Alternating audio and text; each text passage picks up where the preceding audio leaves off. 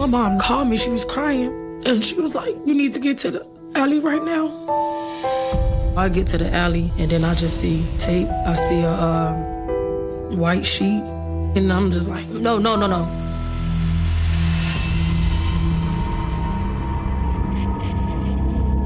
This was during the day when everybody was out. It was blatant, not only because of who the victim was, but of where and when it happened. The type of person that commits this crime is not a person at all.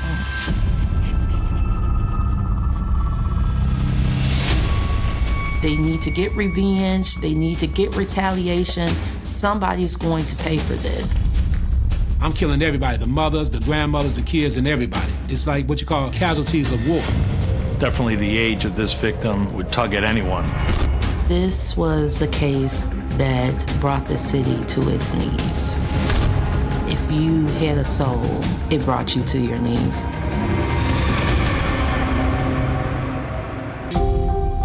November 2nd, 2015.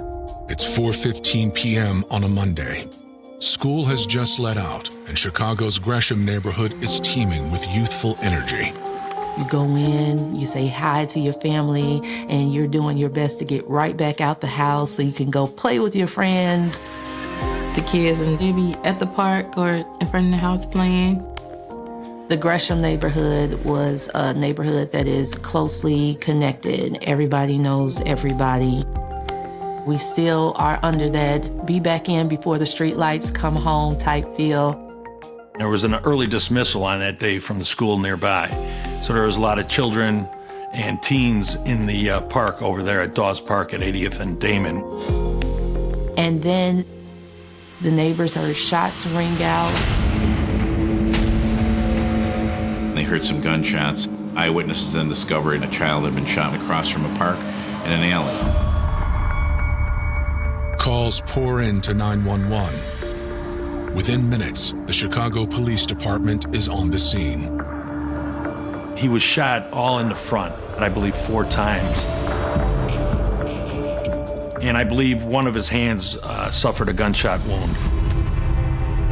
What appears to be the boys' basketball rests nearby. A child was shot and killed. This one was different. Definitely the age of this victim would tug at anyone. There was plenty of people around when Tyshawn was killed. It was 4:15 in the afternoon. It was daylight. A man on the scene identifies the boy as his nephew, 9-year-old Tyshawn Lee. News reaches his mother. My mom called me, she was crying, and she was like, you need to get to the alley right now. So I get to the alley. I'm trying to run to his body, but the police is like, no, you can't. We're not gonna let you go there. We don't want you to see that. And then I just see tape. I see a white sheet. My baby body, they got him covered up with a white sheet. I'm just like, no. Your child, your 9-year-old, your 4th grader. It would have been every parent's nightmare. I remember this so well, I just tried to go to sleep. And I remember the police officer, he was like, no, Carla, this is not a dream. This is life. This is really what's happening. This is not a dream. You think I started going crazy? This was a case that brought the city to its knees. Chicago is not new to murder. Chicago is not new to sensationalism. But this particular case, if you had a soul, it brought you to your knees.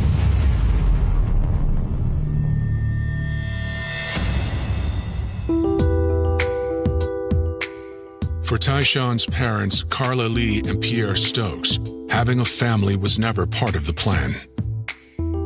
I was 15 at the time. Me and Pierre, we ended up kind of like dating. He just liked me a lot. And, honestly, we both were bad, but I just thought he was better. We always want to go after the bad boys who's tough. We only dated for like a month. Me and Pierre never had a relationship. It was never a real relationship. But a few months after they parted ways, the teenage fling yielded an unexpected surprise.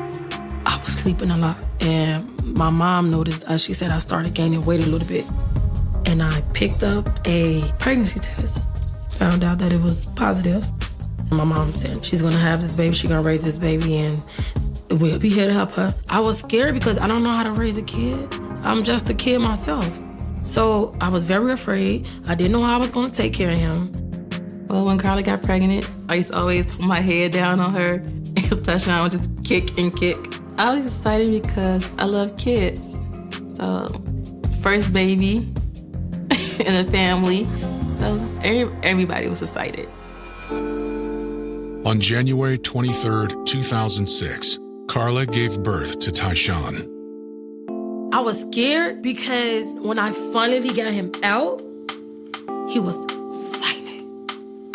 They spanked him, and that's when my heart was just like, because he was like, ah! I was like, oh, like I got life then. I was like, oh, okay, he's live. He was excited. He was at the house just waiting for the news. When he comes home, we see him. Everybody falls in love with Tyshawn. Carla raised him with little involvement from Pierre. When I used to say, Tyshawn, do you want to go over your dad's house? He'd be like, I don't want to go over there. I don't want to go. I'd be like, oh, okay. I mean, I'm not going to force him. If you're not around, he doesn't know you. He don't want to be around you. In many ways, that was okay with Carla. Pierre, and he's running the streets. He's getting into it. Everybody, you know right then and there, you don't need to have a baby there because you never know what's going to happen. Instead, Carla leaned on her family for support. My mom used to always get him when he was a baby, so I had a little more time with him. As Tyshawn was growing up, I used to always take them out on outings, go to the zoo, go to the park, out to eat. Basketball was Tyshawn's favorite sport. He got into basketball at school and parks, the other kids playing basketball, so he picked up on it. My son always thought that he was gonna make it to the NBA. I did not once doubt him. I told him, baby, you can do whatever you put your mind to. And when we played basketball for the first time, I had never seen my son play like that. You can really play ball. He played ball every day. When he get out of school, he would drop his bags and he would go to the park. He make friends so easily. I'm like, oh, Jesus. Every time I look around, he got a new friend. In November 2015, Carla had plans to surprise Tyshawn with a big announcement. Me and my sister was moving in together. We had got a 3-bedroom, and, I was so excited. My baby's life gonna be lit. But on November 2nd, Carla's plans are shattered when Tyshawn is found shot to death in an alley. His cousin Tiara tells police she'd seen the boy just an hour before. About 3-ish, I rode around my grandmother's house. Seen Tyshawn walking from school. I said, hey, hurry up and go home. And I drove off. Tyshawn went to his grandmother's house where he left his backpack and headed to the park with his beloved basketball. Within an hour, he was gone. No words to explain what has just happened. We didn't know nothing and why this had happened to him. We thought it was just like a drive-by or something. Investigators make the same consideration. Sometimes children get shot, whether it's a drive-by, they're inside of a home, they get hit with an errant bullet. It usually is an accidental shooting, just an innocent bystander in a drive-by. But based on the gunshot wounds to Tyshawn's face and head, investigators consider a more disturbing possibility. All the gunshots were in the front of Tyshawn's body, and one was in his hand. And as detectives, we believed he had his hands up, knowing what was going to happen to him. This appeared to the responding detectives and officers to be, almost an execution. that is difficult to wrap your head. But then when the target is a young child, is even worse. So from that, it was really spare no expense to try to bring these people to justice. Somebody was going to talk, somebody was going to pay.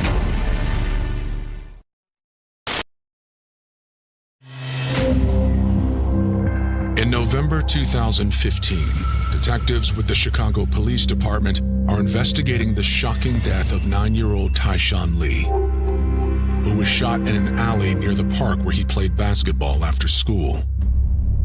It's not like this was, done when no one was around. This was during the day when everybody was out. It was blatant, not only because of who the victim was, but of where and when it happened. There is little evidence at the scene aside from the young boy's basketball.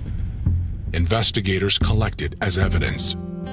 That's a very difficult surface to get fingerprints from, but some people, even their sweat secretes some minute portions of their DNA evidence, so that's what they're going to recover. Investigators shift their focus to the stunned onlookers that have gathered at the scene. We tried to interview as many people as we could that were on the scene, witnesses. Detectives suspect that the killing was intentional.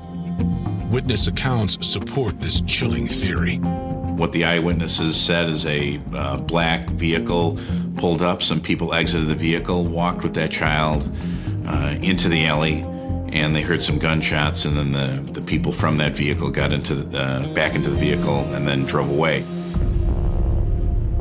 As investigators search for the vehicle, media seizes on the story. The tragic details capture the city of Chicago and beyond.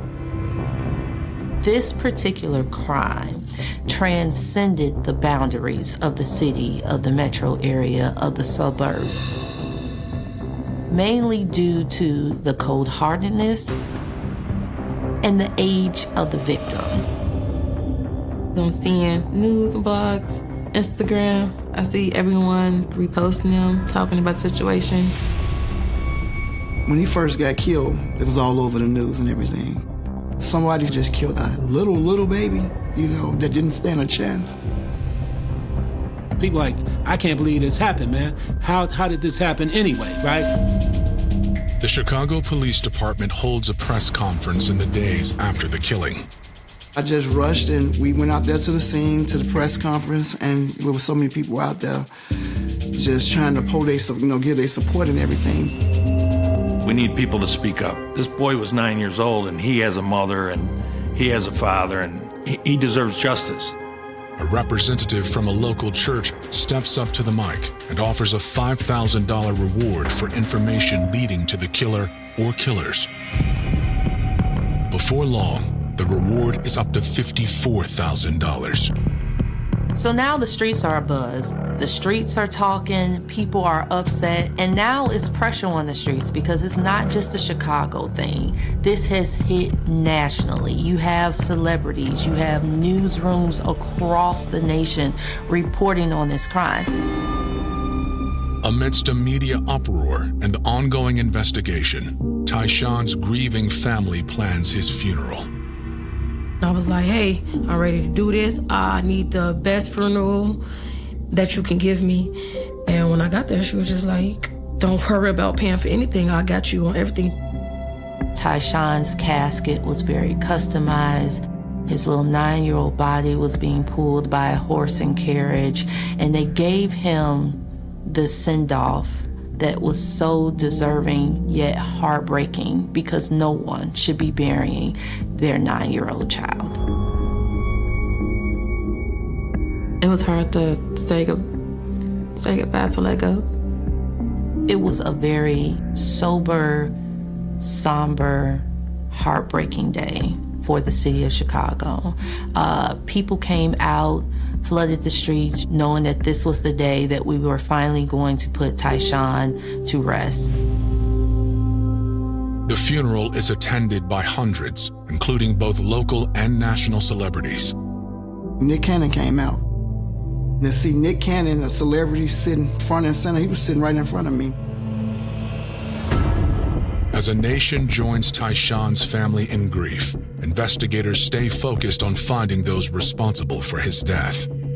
When you have such a microscope on a case like this, you leave no stone unturned and you make sure that you get it right. So you go street by street, literally doing the footwork, talking to who you can talk to. A few days after the shooting, investigators speak with a man who claims his brother drives a black SUV like the one seen leaving the scene. We start hearing about Kevin Edwards, and we start hearing about this black SUV that he was driving. He said in recent days he had been driving a black Ford Edge, and he didn't know where he got the vehicle from, but he knew it wasn't his. His brother hadn't seen Kevin or the car since the murder of Tyshawn Lee. Investigators check records for anything related to a black Ford Edge in the neighborhood. As a matter of fact, it was parked one time blocking a driveway, and the Chicago police issued a ticket on that vehicle, and we got the license plate off the parking ticket. Once we had the license plate from the parking ticket, we put that in a database. We found out that the car was reported stolen off the lot from the rental car company. Investigators issue a be on the lookout on the vehicle. Unsure about Kevin's connection to the case, investigators keep their ear to the ground. Tips begin to pour in and rumors run rampant. Normally, you would not snitch. That was not the case with Tyshawn. This crime touched the hearts of so many people. Somebody was going to talk. Investigators note a theme amidst the chatter. Rumor has it that there was an inhumane, cruel plan to murder Tyshawn as a result to get back to his father, Pierre Stokes.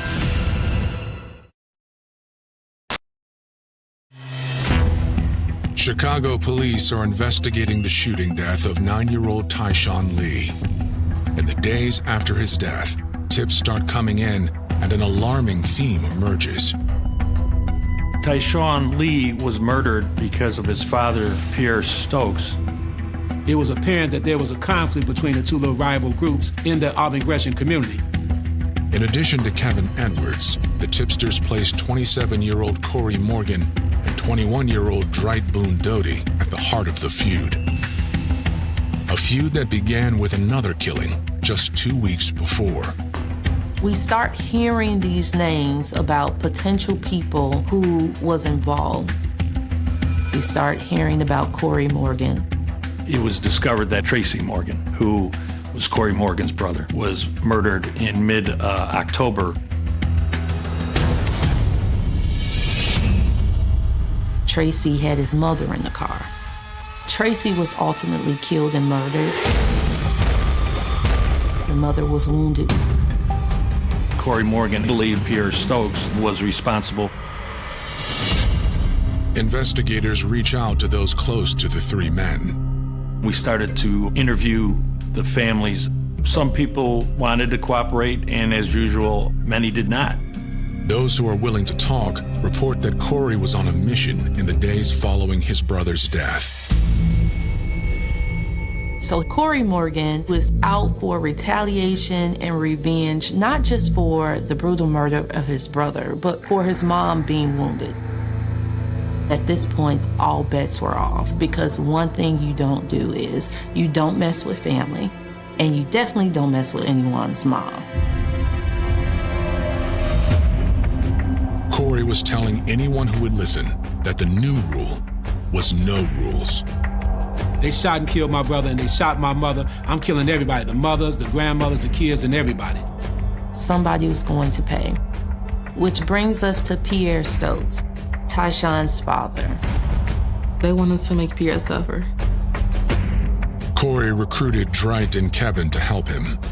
These three individuals, Boone Doty, Corey Morgan, and Kevin Edwards, had planned to look for Pierre Stokes, the father of Tyshawn Lee, who they believed was responsible for the murder of Tracy Morgan. Once they couldn't find Pierre Stokes, they would plan every day to go look for Tyshawn Lee. Investigators tried to question Pierre about the crime, but he does not make himself available for an interview. He was saying that he had nothing to do with it. Because of his street cred is why they thought that he did it. But he didn't do it. When detectives question Carla, she tells them she understands why Pierre's reputation is cause for speculation. Why would they think it's Pierre? Because Pierre's loud. Everything he do, he's loud. He has to be everybody knows my name, everybody knows that I'm tough, everybody knows I'm not gonna play with them. He said, do you know if your baby's father know anything about it? I said, I don't know. She reveals that she has also heard the rumors about Corey's involvement. Not long after my son was killed, one of Pierre's associates called and said, hey, if the police ask you what happened to your son or do I know anything about anything, tell them that Corey Morgan did it. But Carla tells them she would be shocked if they were true. He was known to Tyshawn. We all grew up together. We all from the same neighborhood. We played together, we talked. But I did say, well, somebody did tell me that just Corey had something to do with my son's murder. Almost 2 weeks after the shooting, detectives create a photo lineup that includes Corey, Dwight, and Kevin. We were able to get their pictures, put them in photo arrays, and have the witnesses from the park identify them. But investigators need more than photo IDs and rumors. The police didn't want to simply rely on witness identifications, what people felt like they saw. They wanted the hard evidence because nobody wanted to see these guys walk away. Detectives increased their efforts to locate the black Ford Edge Kevin is alleged to be driving. Over a week after the shooting, detectives get a call from police in Dalton, Illinois. About 30, 40 minutes away from the scene, there was a strange car just sitting here on a dead-end street or on a residential road where people know it doesn't belong. But an officer ran the license plate and said, here's that stolen car.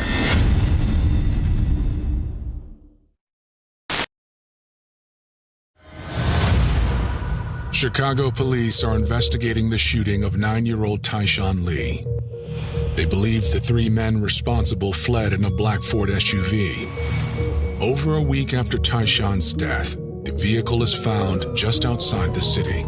It was a black Ford Edge abandoned in Dalton, Illinois. And when Dalton recovered it, it was then towed back for further processing. Forensic experts process the car. They immediately note a strong and suspicious smell. It's obviously been bleached. It appeared that the offenders tried to cover their tracks by using some sort of bleach within the interior of the car. But the SUV may hold evidence that can't be destroyed. They said, is there anything we can get out of this vehicle? We looked online, and it looks like you can do extractions from these infotainment systems. Infotainment system is like the navigation system you get in a car and you pair your phone to it, and it's that navigation portion. Late one night, we went up where the car was being housed. There is a hard drive encased in like a aluminum package. So all it is some set screws and some plugs, and I unplugged it. You hook it up to a laptop through a breadboard and then do the extraction there. Through the systems in this car, they were able to see where the car traveled, where the car was sitting. November 2nd, 2015, the vehicle gets turned on and goes westbound, it goes southbound, and then it goes into the mouth of the alley where the homicide is committed. Investigators are ready to confront the suspects. They receive a tip that Dwight and Corey are holed up at a hotel just outside the city. My partner and I proceeded to that hotel and set up surveillance and waited for them to come out. Our surveillance only lasted about 30 minutes. Boone Doty and Corey Morgan exited the hotel and were getting in an Uber. At that time, Boone Doty leaned in to open the car door, and his shirt came up and we could see a gun was in his waistband. We knew he was a convicted felon, so we knew we could arrest him for that gun. We followed him back into Chicago We asked for help over the radio, and we eventually stopped the vehicle. Boone Doty was placed under arrest, and the gun was recovered from his waistband. Corey Morgan was placed under arrest, and there was a gun recovered from the duffel bag that was inside the vehicle that they had when they exited the hotel. They were both placed into custody and subsequently charged with unlawful use of a weapon. So that was unrelated to the murder of Tyshawn Lee. It's soon clear that investigators won't be getting any answers out of them. Once they were read their rights, they invoked their privilege to have an attorney and refused to speak to us. We had those guns tested that evening by the Chicago Police Department forensics, and neither gun matched the evidence from the murder. Kevin Edwards is harder to find. Kevin fled right after the murder, and we weren't able to find him. We didn't know where he was. Investigators need a break. In January 2016, they get one in the form of a phone call from an inmate at the Cook County Jail, where Dwight Boone Doty is still being held on the gun charge. The inmate claims that Dwight has had loose lips since being booked. He was bragging about how he killed Tyshawn Lee, talked about how he shot him. Dwight wanted to tell anybody who would listen about what he did. He's actually bragging and making a rap song that he has shot Tyshawn 15 times. He's proud of this murder. And so now we have someone who basically, has their ear to the ground and say, hey, I've heard about this case. I heard about what's going on. Detectives need more than a secondhand account. They wanted to write Doty on jail tapes, bragging on this murder.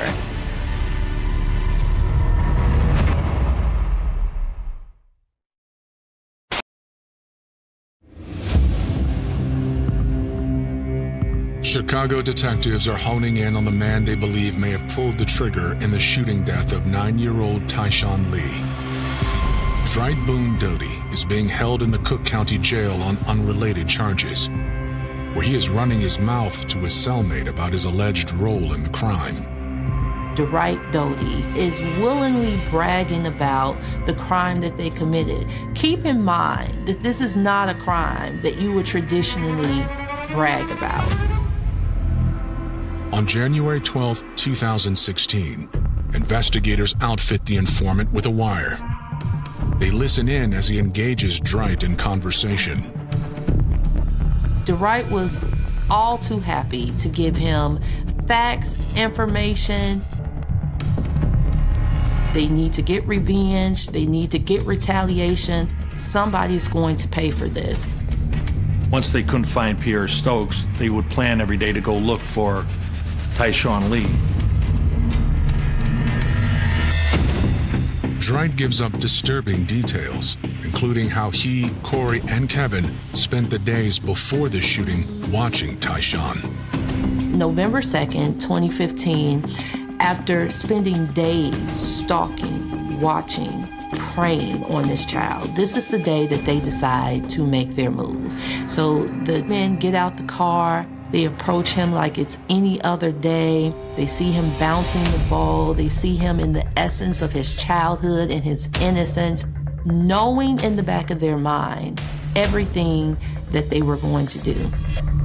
Tyshawn was familiar with the assailants. So they were talking to him about basketball and all that kind of stuff. So they lured him to the back alley with the promise of, giving him some video games, talking a little basketball. Once they lured him into the alley, Mr. Doty began to shoot him. He lifted up his hands to shield himself from being shot at. They lured Tyshawn in this alley, and then they began to, in the most harshest manner, execute this child.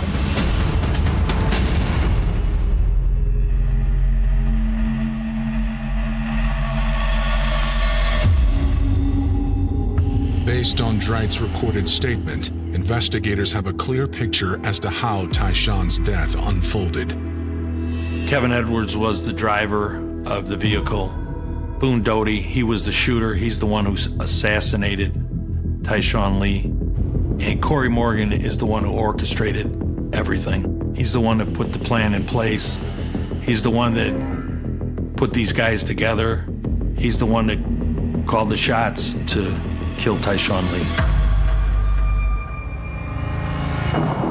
By March 2016, investigators are able to charge both Dwight and Corey with first-degree murder in connection with Tyshawn's death. They're in custody. We got warrants from the state's attorneys, so they approved the charges. So with Corey Morgan and Boone Doty in custody, we had an outstanding warrant for Kevin Edwards. We continued to look for Kevin, but we couldn't find him. Less than 2 months later, detectives get a phone call. Eventually, the Danville Police Department stopped Kevin Edwards for traffic violations in May of 2016.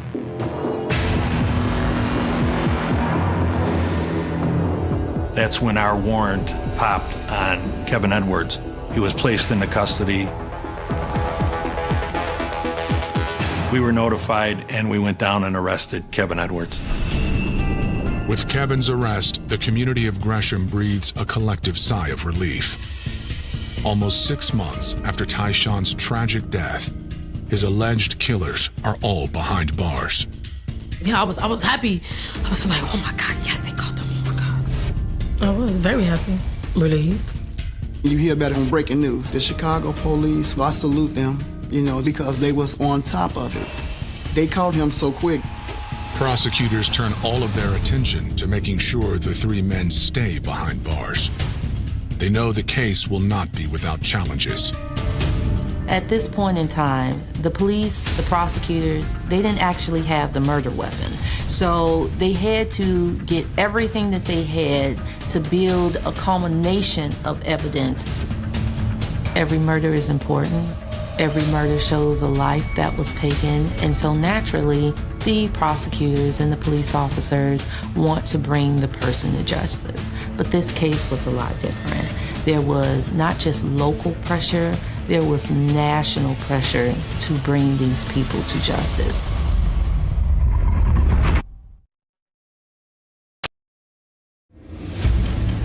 By 2019, 4 years have passed since the death of 9-year-old Tyshawn Lee. His family and community are eager to see the 3 men accused of taking part in his death face justice. When you lose your only child, that's really, I don't care what you're doing, where you at. That's all you can really think of. Like, really, that's really all you can think about. We're talking almost 4 years. 4 years that the community had to wait for justice. 4 years of just wanting to see how this case would play out. In September of 2019, accused getaway driver Kevin Edwards faces the music. So Kevin Edwards took a plea deal and was sentenced to 25 years for his role in Tyshawn's murder. He's the one who brought the other 2 to the scene, who blocked in the alley. And so for his role, he was given 25 years.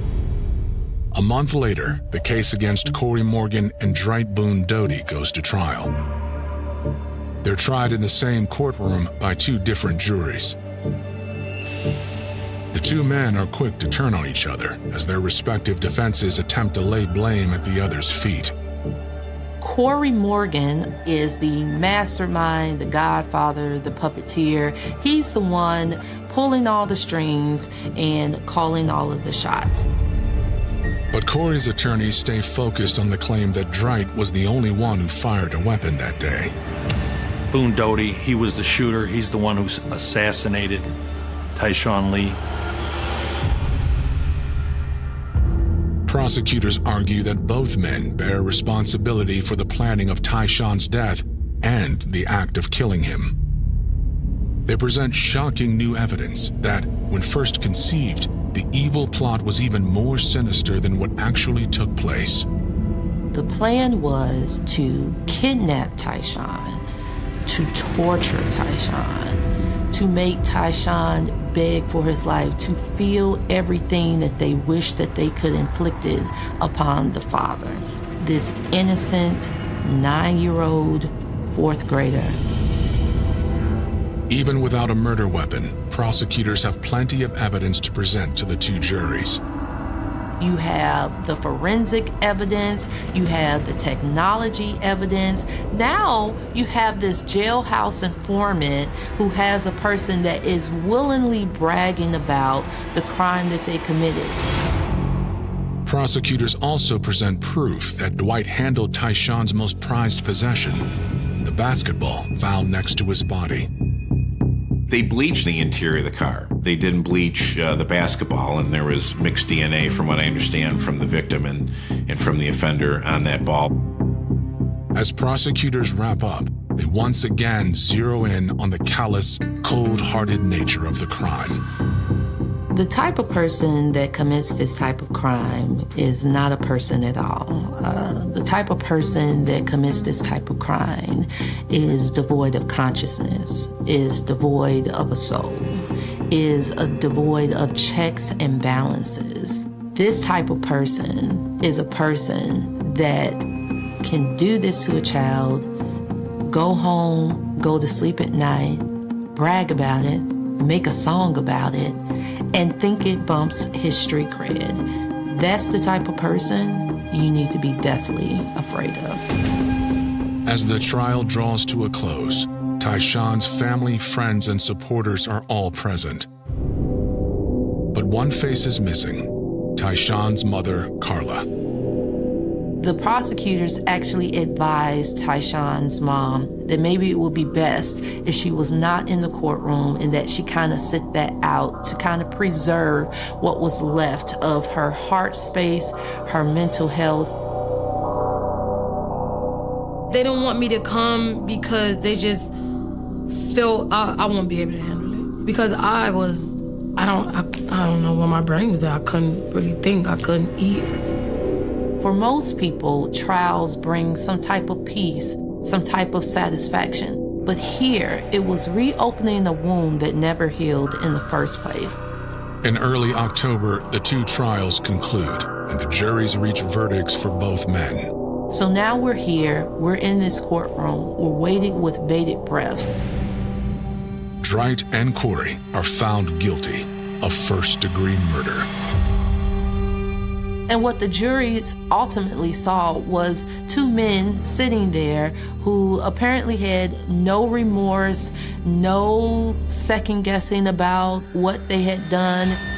So now we see the sentences for Corey Morgan and Dwight Doty come down. Corey Morgan was sentenced to 65 years in prison. And then we have Dwight Doty, who was our shooter, was ultimately given 90 years. Illinois no longer has a death penalty, so that's essentially as being in jail without the possibility of parole for the rest of your life. And then you have some people that will argue that that still was not enough.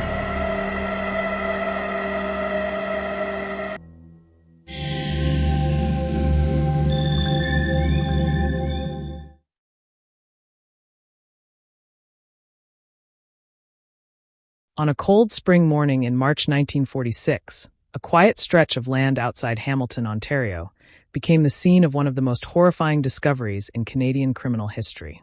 A passerby noticed an abandoned suitcase lying awkwardly near the roadside. At first glance, it looked like nothing more than a piece of forgotten luggage, perhaps tossed away by a careless traveler. There was nothing extraordinary about its worn leather exterior. It sat silently beneath the gray sky, collecting moisture from the damp morning air.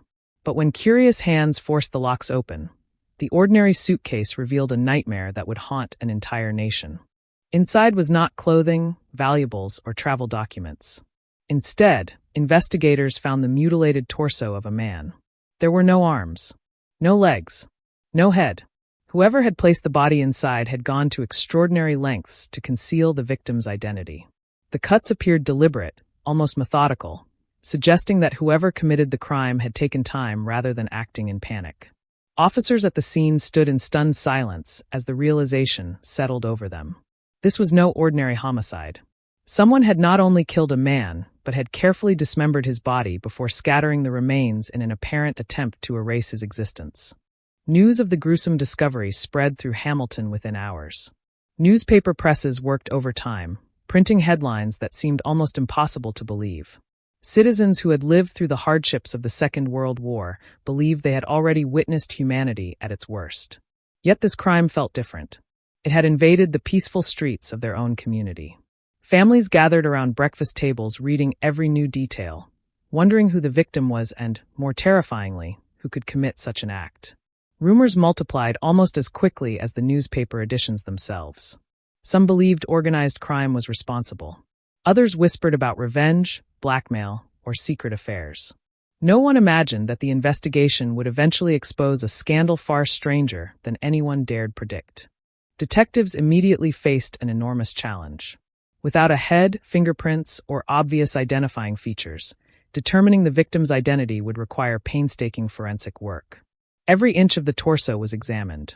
Every stitch of fabric found with the remains was catalogued.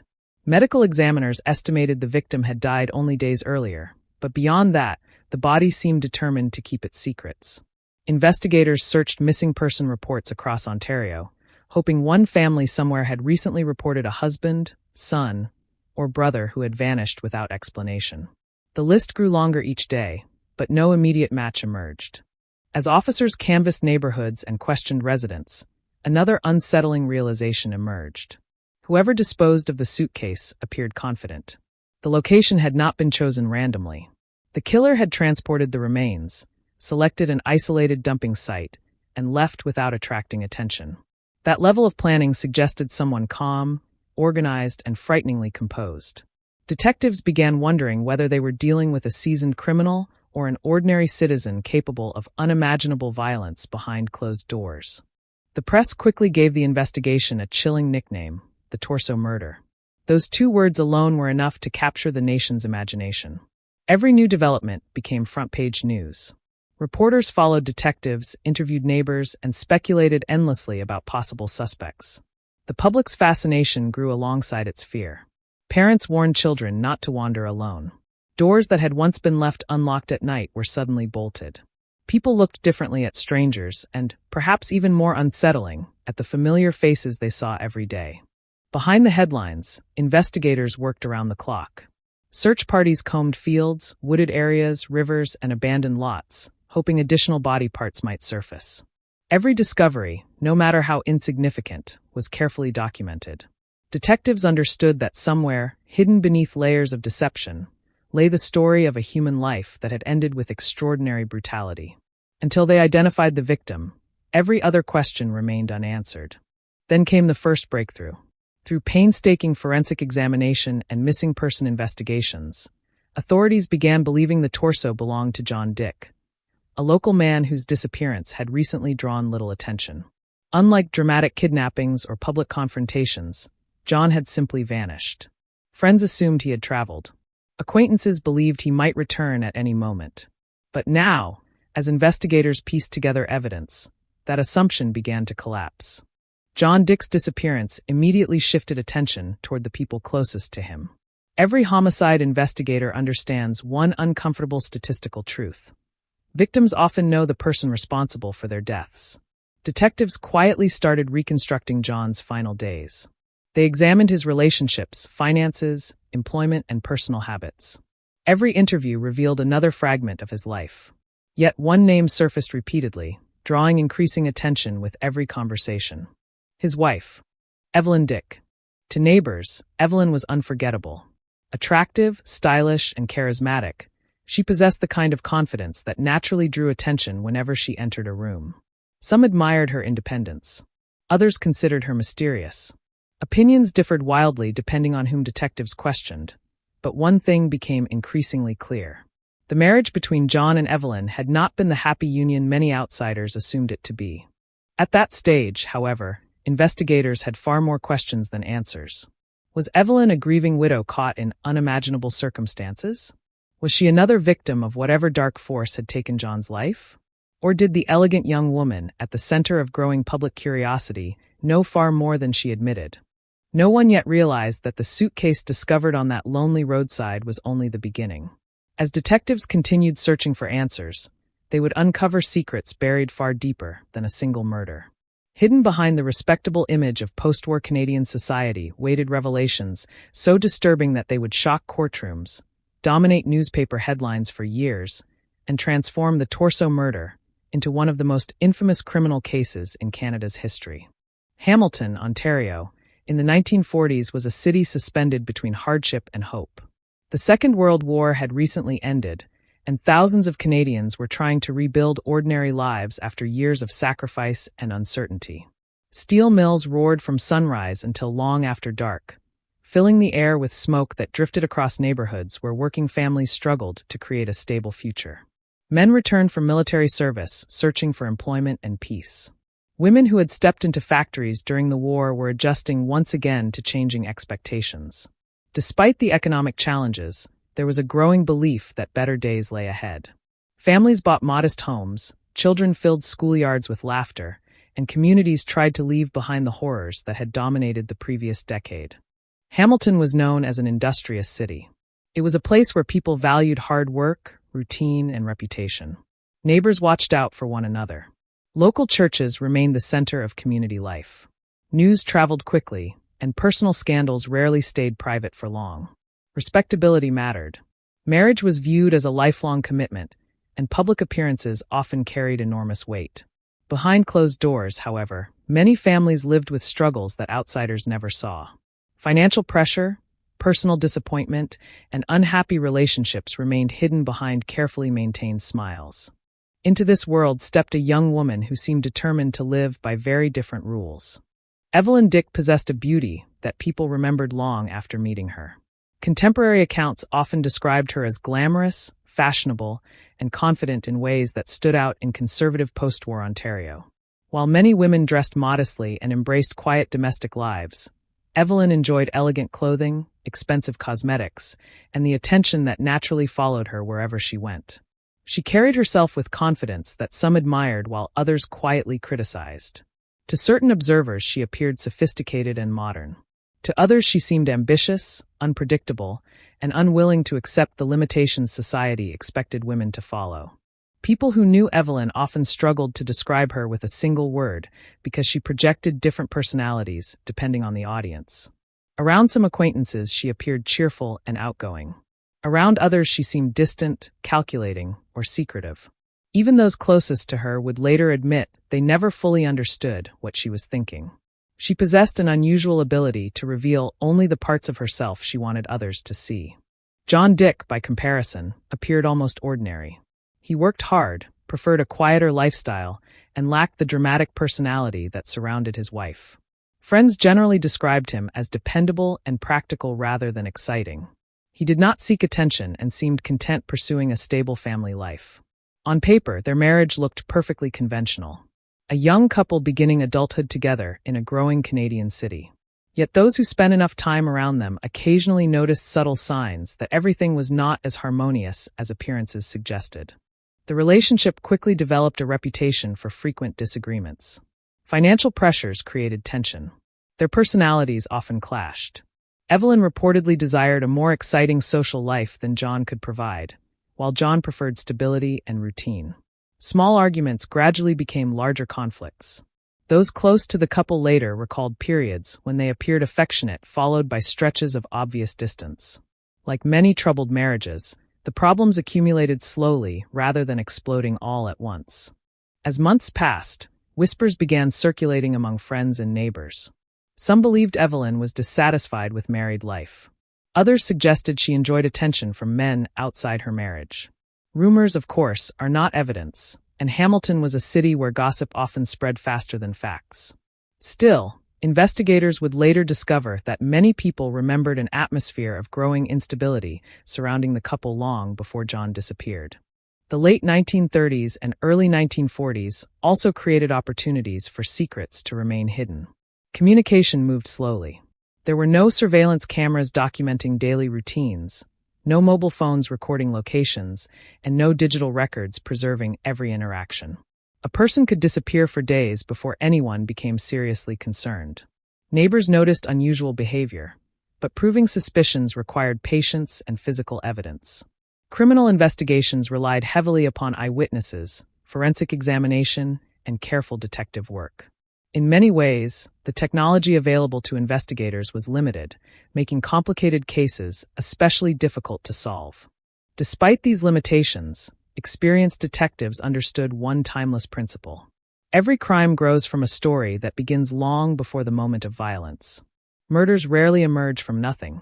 They develop through relationships, choices, resentments, ambitions, fears, and conflicts that gradually build until something finally breaks. Before detectives could understand how John Dick ended up dismembered inside an abandoned suitcase, they first needed to understand the marriage that connected him to Evelyn. On the surface, their home looked similar to countless others across Hamilton. It was not the sort of place that attracted police attention. Nothing about the exterior suggested that investigators would one day search every room looking for traces of one of Canada's most infamous crimes.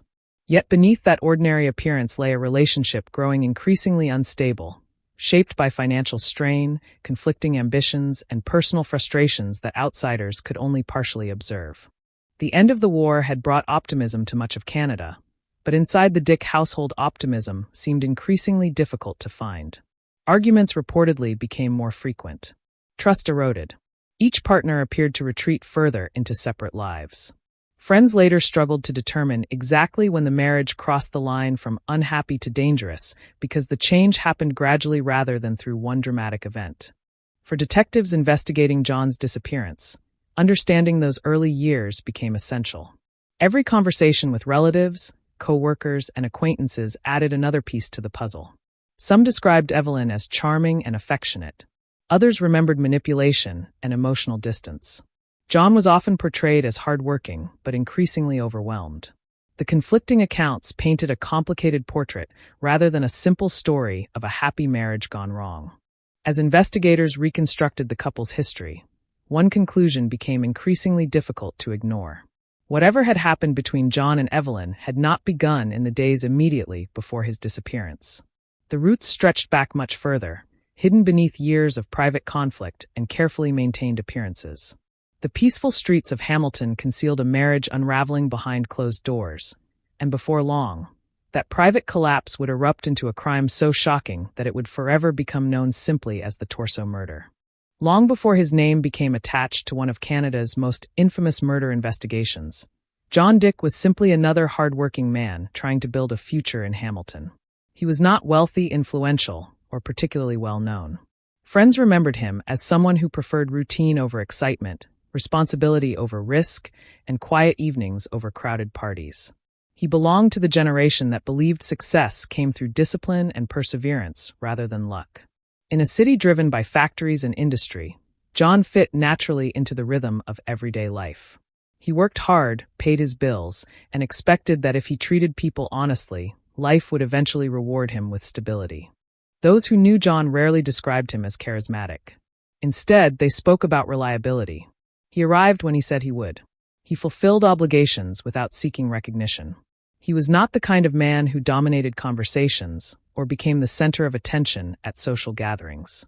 In many ways, he blended into the background, comfortable allowing louder personalities to occupy the spotlight. That reserved nature would later become one of the greatest obstacles for investigators. Because John kept much of his private life to himself, few people realized how troubled his marriage had become. When John met Evelyn, many believed they complemented each other despite their obvious differences. Evelyn possessed energy, confidence, and an outgoing personality that seemed to balance John's quieter temperament. Friends initially viewed them as opposites who somehow made sense together. Evelyn brought excitement into John's structured world, while John appeared capable of providing the stability that many believed Evelyn secretly desired. Like countless young couples, they entered marriage believing affection alone could overcome differences in personality. During the early months, that optimism appeared justified. They settled into married life, making plans for the future while presenting themselves as another respectable couple in post-war Hamilton. Neighbors saw them together. Friends attended social occasions with them. To outside observers, nothing seemed unusually wrong. Whatever disagreements existed remained hidden behind polite smiles and carefully maintained appearances. Yet marriages rarely collapse overnight. Tiny disappointments accumulated quietly. Expectations went unmet. Conversations became arguments. Arguments became silence. Silence slowly transformed into emotional distance. John increasingly found himself living beside a woman whose ambitions seemed to extend far beyond the ordinary domestic life he imagined. Evelyn enjoyed attention, admired fashionable clothing, and appeared drawn toward excitement that John's practical lifestyle could not provide. Neither perspective was inherently wrong, but together they created constant friction. One partner valued predictability, while the other appeared restless. One looked toward stability, while the other seemed unwilling to settle into routine. Financial issues only intensified those differences. The 1940s remained a difficult period economically for many Canadian families. Although wartime production had created employment, uncertainty still affected ordinary households. Every purchase required careful consideration. Building financial security demanded sacrifice. John reportedly approached money cautiously, believing that careful planning protected the future. Evelyn, according to people who later testified or spoke with investigators, often preferred a more extravagant lifestyle. Whether those differences alone created major conflict remains impossible to know with certainty, but numerous accounts suggested money became a recurring source of disagreement. As months passed, acquaintances began noticing subtle changes. Some observed that the couple argued more frequently. Others recalled long periods when they appeared emotionally disconnected. Friends who once enjoyed visiting gradually sensed uncomfortable tension inside the home. Conversations stopped when guests entered rooms. Smiles looked forced. What had once seemed like harmless personality differences gradually evolved into something more serious. John rarely discussed those problems openly. Like many men of his generation, he kept personal struggles private. Divorce carried enormous social stigma during the 1940s. Publicly admitting marital problems often felt like admitting personal failure. Instead of confiding in friends, John reportedly continued working while hoping circumstances might eventually improve. His quiet personality made it difficult even for those closest to him to recognize the depth of whatever emotional burden he carried. Meanwhile, Evelyn increasingly attracted attention throughout Hamilton. Descriptions of her varied dramatically depending upon the source. Some admired her independence and confidence. Others believed she manipulated people through charm. Still others considered her misunderstood, trapped inside an unhappy marriage that neither partner truly wanted anymore. Those conflicting impressions would later dominate newspaper coverage during the investigation, transforming Evelyn into one of the most controversial women in Canadian criminal history. But before headlines and courtroom testimony reshaped public perception, she remained simply John's wife. Whatever happened inside their marriage remained known only to the two people living it. As investigators later reconstructed the months preceding John's disappearance, they encountered numerous rumors involving strained relationships, possible affairs, and growing hostility. Separating verified facts from neighborhood gossip proved extraordinarily difficult. Every witness remembered events differently. Every conversation reflected personal opinions shaped by hindsight. Detectives understood that memory often changes after tragedy. Ordinary disagreements suddenly appear more significant once viewed through the lens of murder. Still, one pattern consistently emerged. The marriage appeared deeply troubled. Whether those troubles stemmed primarily from incompatible personalities, financial pressures, emotional conflicts, or something even darker remained uncertain during the early stages of the investigation. What investigators did know was that John increasingly occupied the role of a man becoming isolated inside his own home. Then came the moment everything changed. John disappeared. There was no dramatic public confrontation. No obvious signs of violence witnessed by neighbors. No desperate telephone calls asking for help. He simply vanished from ordinary life. At first, his absence did not immediately trigger widespread alarm. Adults occasionally left town for work or personal reasons without informing everyone they knew. Days passed before concern gradually replaced assumption. Friends began asking questions. Relatives wondered why no one had heard from him. His routine, once remarkably predictable, suddenly stopped without explanation. For investigators, that disappearance would eventually become the starting point of a case unlike anything most of them had ever encountered. They did not yet know John had already become the victim of extraordinary violence. They did not know that someone had worked carefully to erase his identity. And they certainly did not know that the investigation into one missing husband would soon uncover discoveries far more horrifying than anyone in Hamilton could possibly imagine.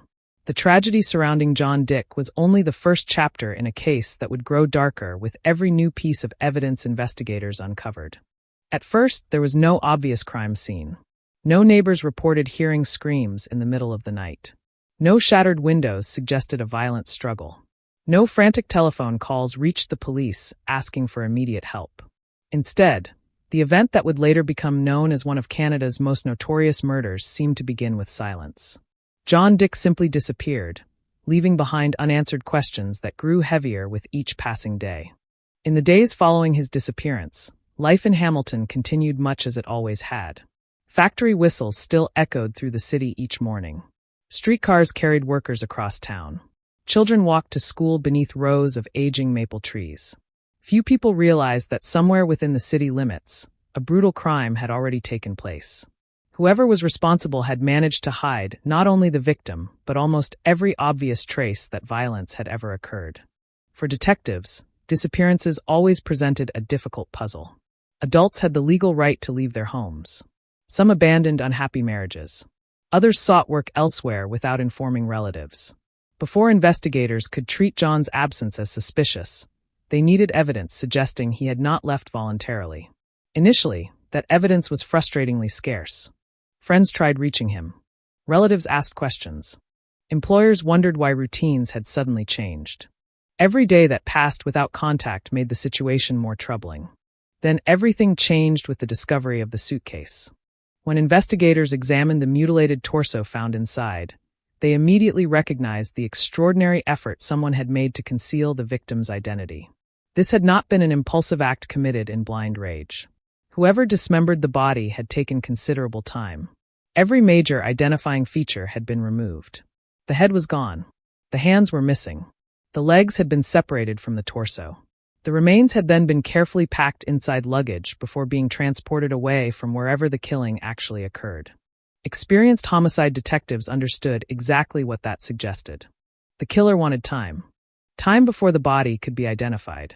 Time before investigators could connect the victim to anyone. Time to destroy evidence and create distance from the crime. Medical examiners carefully studied every wound. Although forensic science during the 1940s lacked many modern techniques, experienced pathologists could still distinguish between injuries inflicted before death and those occurring afterward. Their examinations indicated that the dismemberment itself was part of an organized attempt to dispose of the body rather than the direct cause of death. Someone had deliberately transformed a human being into unrecognizable pieces. The brutality shocked even seasoned investigators. Many officers had served during the Second World War. They believed they had already witnessed humanity at its darkest. Yet encountering such calculated violence within an ordinary Canadian community felt deeply unsettling. War was supposed to belong overseas. Hamilton was supposed to be safe. As newspapers learned more details, public fascination exploded.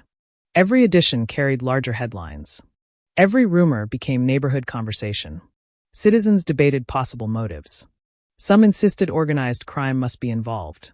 Others imagined gambling debts, blackmail, or political conspiracies. Very few suspected the truth might lie inside what outwardly appeared to be an ordinary marriage. While journalists searched for dramatic stories, detectives focused entirely upon identification. Without knowing who the victim was, every theory remained speculation. They compared missing person reports. They examined dental records where possible. They questioned employers whose workers had recently vanished. Slowly, patiently, the investigation began narrowing toward one likely identity. John Dick. The confirmation changed everything. No longer were detectives investigating an anonymous homicide. Now they possessed a life to reconstruct, a family to interview, relationships to examine, and perhaps most importantly, a wife whose answers suddenly carried enormous significance. Investigators approached Evelyn carefully. During initial conversations, she reportedly appeared composed. Like many spouses questioned after a disappearance, she explained the recent state of the marriage through her own perspective. Detectives listened closely, paying attention not only to what she said but also to what she chose not to mention. Every answer generated additional questions. Every timeline required verification. Meanwhile, search teams expanded their efforts. If the torso had been abandoned in one location, perhaps additional body parts had been discarded elsewhere. Fields were searched, wooded areas examined, waterways inspected. Officers understood that every missing piece might contain valuable evidence capable of identifying the killer or revealing how the crime had unfolded. The grim searches produced disturbing results. Additional human remains began appearing in separate locations. Each discovery reinforced investigators' belief that whoever committed the murder had intentionally scattered the body over a wide area. Rather than relying upon a single hiding place, the killer appeared determined to complicate recovery efforts by separating the remains into multiple dumping sites. That level of planning suggested extraordinary composure. Most killers panic after committing murder. This individual appeared methodical, patient, organized. Every movement implied preparation rather than desperation. As detectives mapped the locations where body parts were discovered, they searched for patterns. Road access, travel routes, isolation, timing. They hoped geography itself might reveal something about the person responsible. Instead, every answer seemed to create two new mysteries. Public fear continued growing.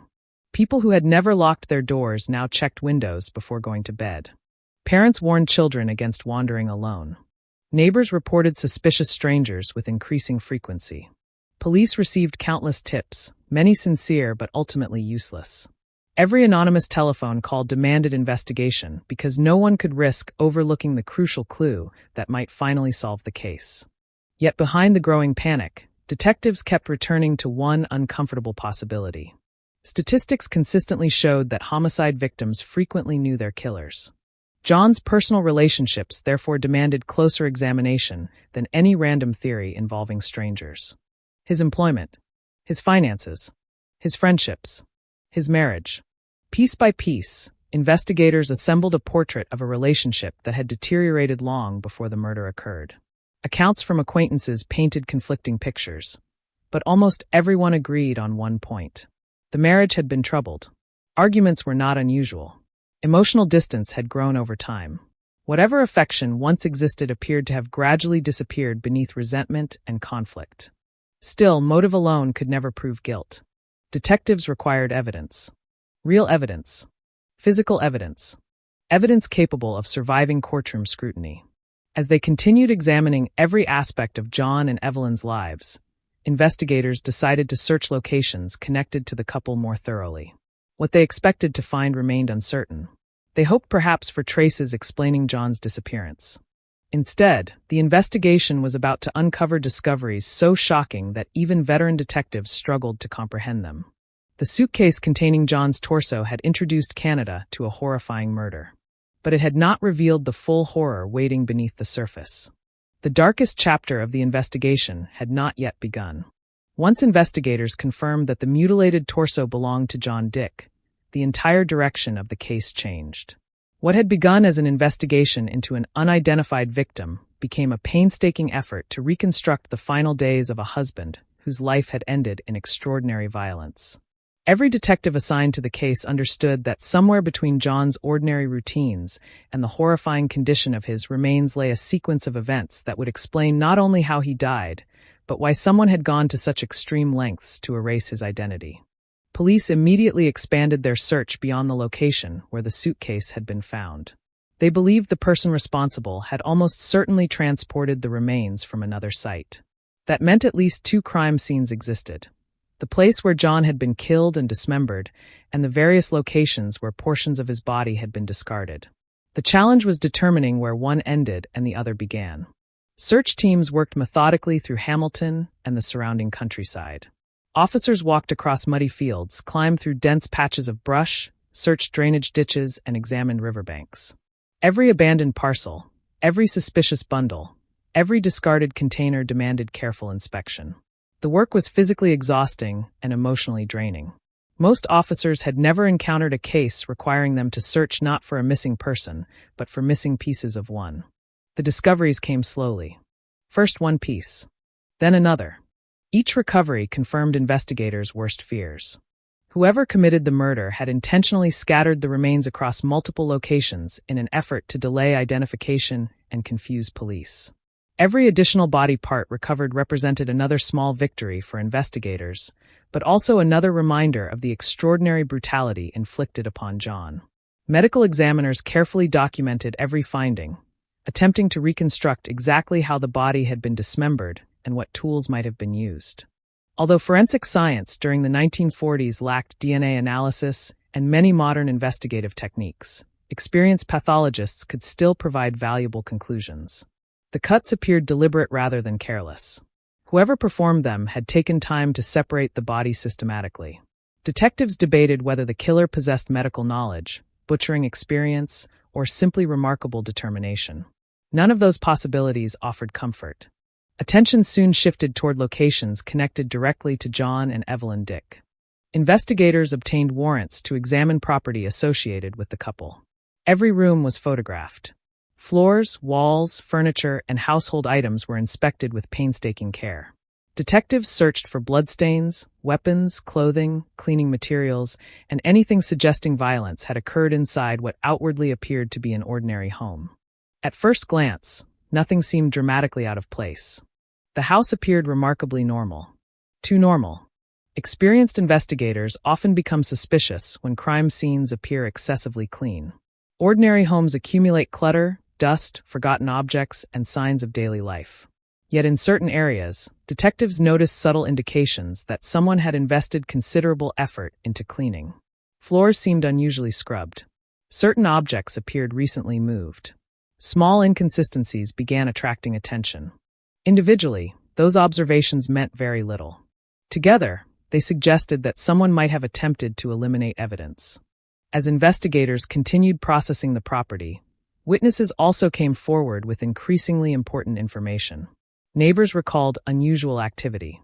Some remembered seeing movements around the house during hours that now seemed significant. Others described behavior they had dismissed at the time, but which suddenly appeared suspicious after news of the murder spread throughout Hamilton. Detectives understood that eyewitness testimony could be unreliable, especially after extensive newspaper coverage, but every statement helped build a clearer timeline. Meanwhile, journalists transformed the investigation into a national obsession. The phrase torso murder appeared in newspapers across Canada. Readers followed every development with morbid fascination. Speculation became almost impossible to control. Editorials questioned whether the killer might strike again. Reporters surrounded the courthouse hoping for interviews. Police found themselves under enormous public pressure to solve the case quickly. Yet investigators refused to rush. They knew that complicated homicide cases often collapsed when detectives allowed public opinion to replace evidence. Instead, they continued following facts wherever those facts led. And increasingly, those facts pointed back toward Evelyn Dick. Detectives interviewed friends, relatives, and acquaintances repeatedly, comparing every account against previous statements. They searched for contradictions. They examined financial records, personal correspondence, and household relationships. They wanted to understand not simply whether the marriage had been unhappy, but whether it had deteriorated to the point where murder became conceivable. The answers varied dramatically depending upon the witness. Some portrayed Evelyn as misunderstood. Others described her as manipulative. Several remembered intense arguments between husband and wife. No single witness provided the complete picture. Instead, investigators assembled dozens of fragments into an increasingly troubling portrait. Still, troubling marriages alone do not prove homicide. Detectives required something stronger, something impossible to dismiss. That breakthrough arrived in a manner nobody expected. As searches continued around property connected to the investigation, officers uncovered evidence suggesting the case extended beyond the murder of John Dick. Initially, investigators struggled to understand exactly what they had found. The discovery seemed almost unrelated to the torso investigation. Yet forensic examination quickly confirmed an appalling reality. Human remains, not belonging to John. The realization spread through the investigative team with stunned silence. One homicide had suddenly become something potentially far more disturbing. As specialists examined the newly discovered remains, an even darker conclusion emerged. They belonged to a child. Veteran detectives who had maintained professional composure throughout the torso investigation suddenly found themselves confronting an entirely different level of horror. Murder investigations involving children carried emotional weight, unlike almost any other crime. Questions multiplied immediately. Who was the child? How had the child died? What possible connection existed between the child's remains and John Dick's murder? Had investigators uncovered evidence of multiple unrelated crimes? Or were they looking at one shocking case involving more than one victim? The discovery transformed public fascination into outright disbelief. Newspaper headlines that had once focused solely upon the dismembered torso now carried references to unidentified children's remains. Hamilton residents struggled to comprehend how one investigation could continue revealing increasingly horrifying secrets. Many who had followed the case from the beginning now wondered whether they were witnessing one of the darkest criminal investigations Canada had ever experienced. Inside police headquarters, detectives reorganized the investigation almost overnight. Every previous assumption required reevaluation. Every theory demanded revision. The case no longer involved only the violent death of John Dick. It had become something far larger, far stranger, and infinitely more disturbing. Investigators knew one thing with absolute certainty. Whoever stood behind these crimes had carefully hidden the truth for months. But with every new discovery, that carefully constructed deception was beginning to collapse. The investigation was finally approaching the breakthrough that would expose the shocking reality hidden behind the respectable appearance of the Dick household. And once that truth emerged, the entire nation would watch in stunned disbelief. The discovery of both John Dick's dismembered remains and the body of a child transformed the investigation from a difficult homicide into one of the most complex criminal cases Canadian authorities had ever faced. Detectives who had originally focused on identifying a single killer suddenly found themselves untangling multiple mysteries that appeared connected in ways no one yet understood. Every interview, every forensic report, and every recovered piece of evidence seemed to raise new questions rather than provide clear answers. Inside police headquarters, maps covered the walls. Photographs were arranged across long tables. Investigators marked timelines with colored pins and handwritten notes. The movements of John Dick during his final weeks were reconstructed hour by hour. Officers interviewed co-workers, relatives, neighbors, former acquaintances, and anyone who might have interacted with either John or Evelyn. Hundreds of statements were collected. Some contradicted one another completely. Others overlapped just enough to reveal recurring patterns. The more detectives learned about the marriage, the less stable it appeared. Witnesses described frequent disagreements. Some remembered long periods during which the couple barely spoke in public. Others recalled arguments intense enough to attract attention from neighbors. Still, almost every witness admitted they had never imagined the relationship could end in such unimaginable violence. Like so many domestic tragedies, the warning signs only seemed obvious after the crime had already occurred. Evelyn quickly became the central focus of police attention. As John's wife, she naturally occupied the center of the investigation, but detectives were careful not to mistake suspicion for proof. They questioned her repeatedly, comparing every statement against physical evidence and witness testimony. Investigators searched for inconsistencies in her timeline, examining where she claimed to have been and who could verify those movements. Small discrepancies began appearing. None individually established guilt, but together they encouraged detectives to continue digging deeper. Meanwhile, forensic specialists continued examining every recovered item. The suitcase itself became an important piece of evidence. Its construction, condition, and ownership were carefully studied. Detectives hoped it might connect directly to a suspect or reveal where the body had been transported from. Clothing fragments, fibers, stains, and traces of soil were collected wherever possible.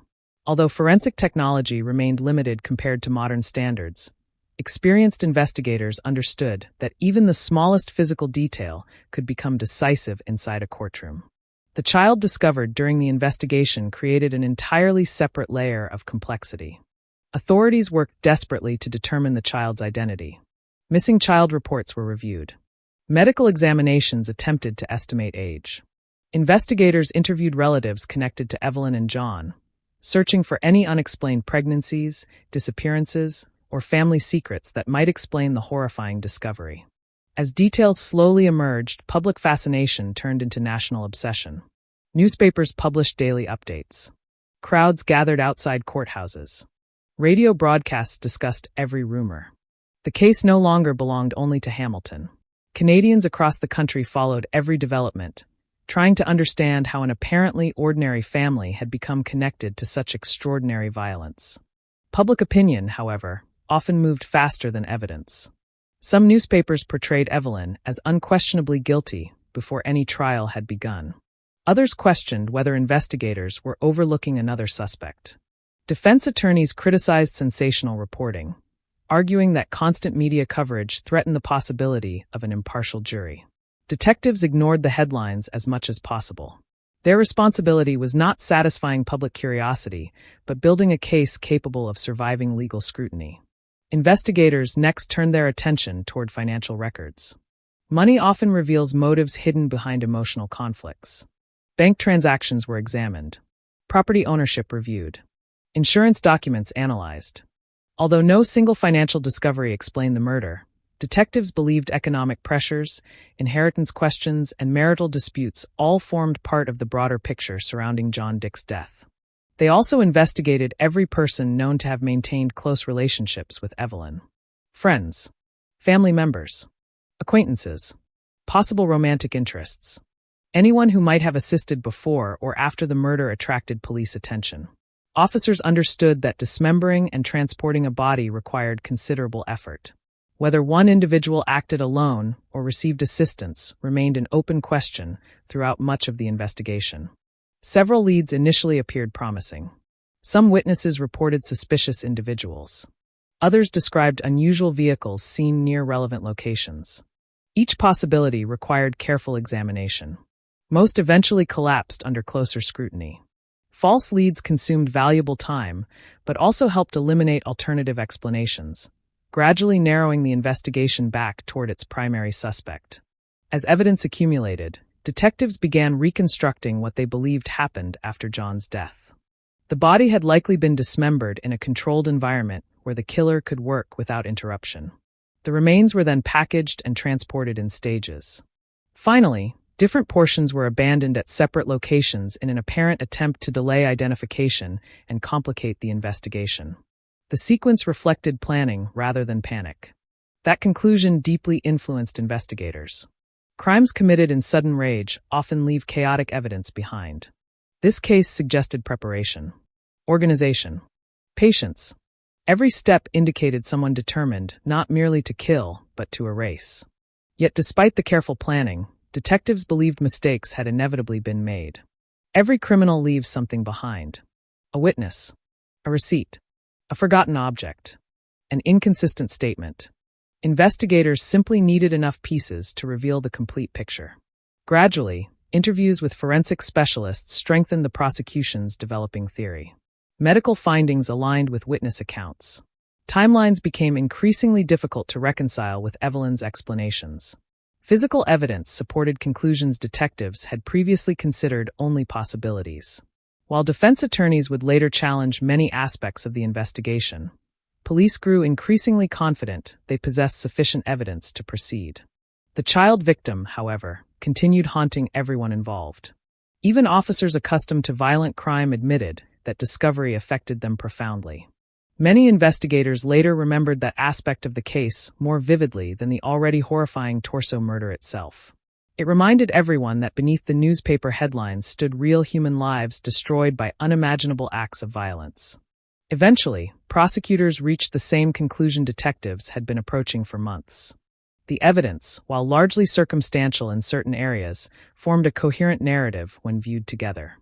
Witness testimony, forensic findings, behavior after the disappearance, contradictory statements. The accumulation of countless individual details pointed toward one person more strongly than anyone else. Authorities formally prepared their case. Arrest decisions were finalized. Court documents assembled.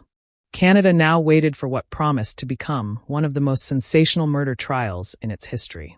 The investigation had uncovered secrets hidden beneath an ordinary marriage. Now those secrets would be examined publicly, under oath, before a courtroom filled with reporters, spectators, grieving families, and a jury asked to answer one extraordinary question.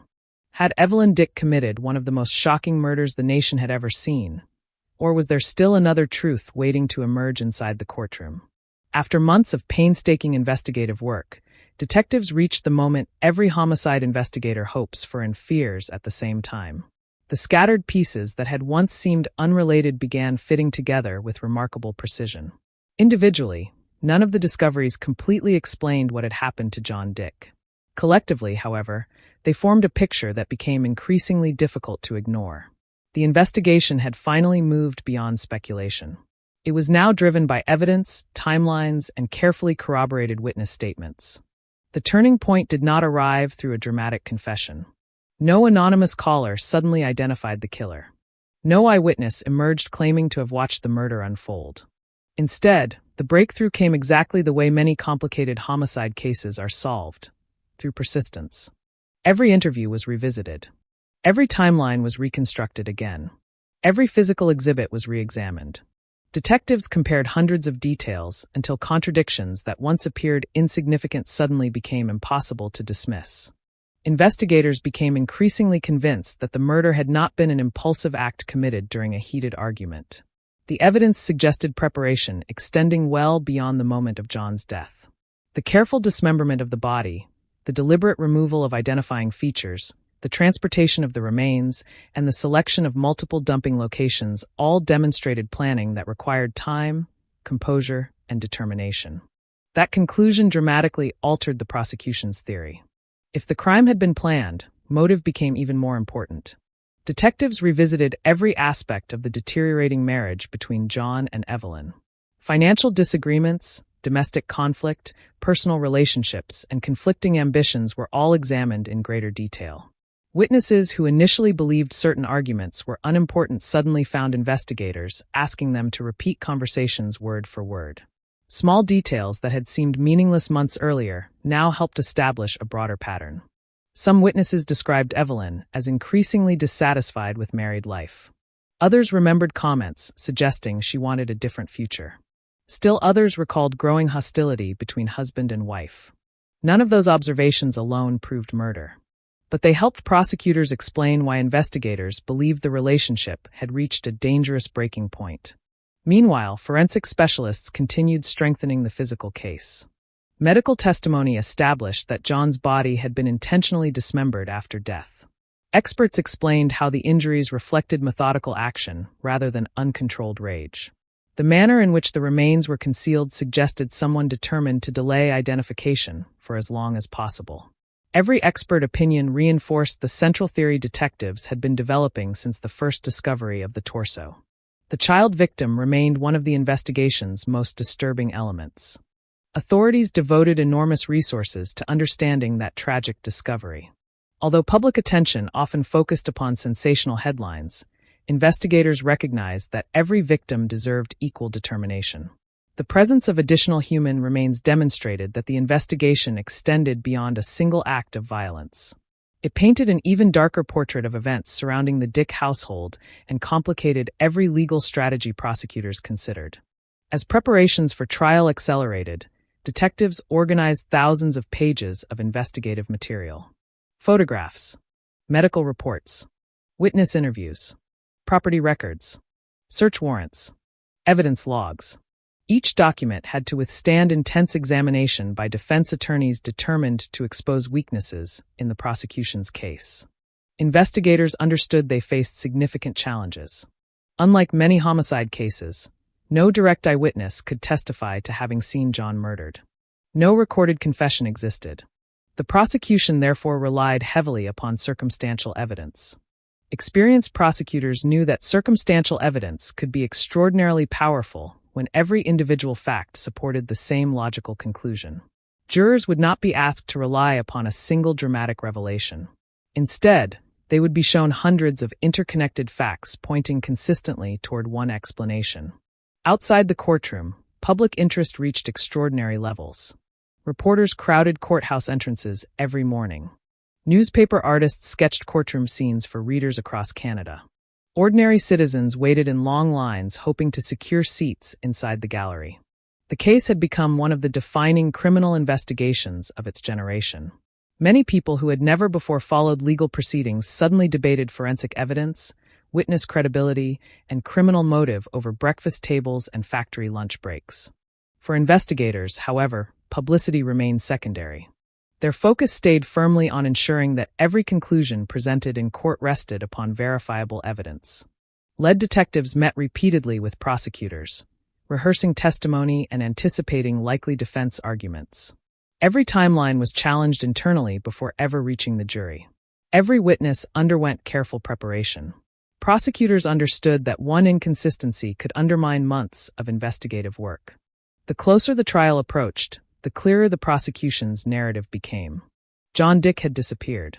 His mutilated remains had been discovered in multiple locations. Evidence suggested deliberate attempts to conceal his identity. The marriage had been deeply troubled. Physical and circumstantial evidence increasingly centered upon Evelyn. Additional discoveries connected the investigation to even more horrifying events involving a child. Piece by piece, investigators believed they had reconstructed the truth hidden beneath months of deception. Still, one reality continued weighing heavily upon everyone involved. No investigation, no matter how thorough, could restore the lives already lost. John's family had waited months for answers. Instead, every answer seemed accompanied by another heartbreaking revelation. Officers who had spent countless hours searching fields and examining evidence often reflected privately upon the ordinary life John once lived before becoming known nationwide as the victim in the Torso murder.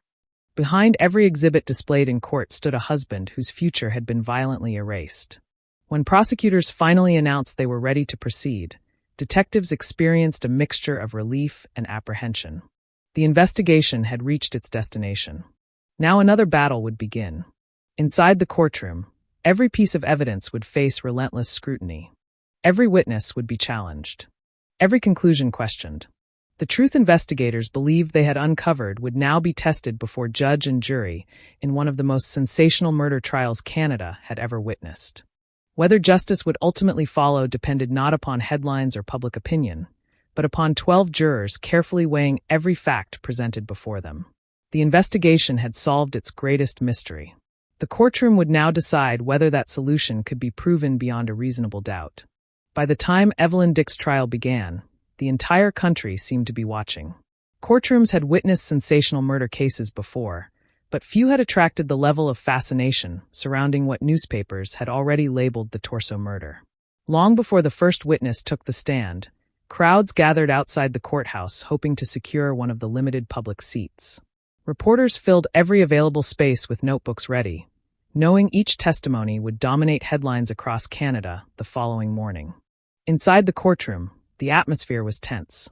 Jurors understood they were not deciding an ordinary criminal case. The evidence they were about to hear involved dismemberment, deception, and the discovery of multiple human remains. Every person present carried the weight of enormous public expectations.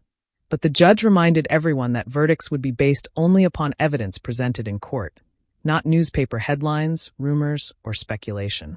The prosecution opened by carefully reconstructing the sequence of events leading to John Dick's disappearance. Rather than relying upon emotion alone, prosecutors presented the case methodically. Witnesses established John's routines before he vanished.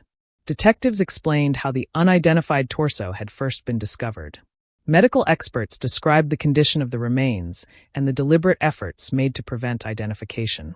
Piece by piece, prosecutors guided the jury through months of investigative work that had transformed an anonymous body into one of Canada's most infamous homicide victims.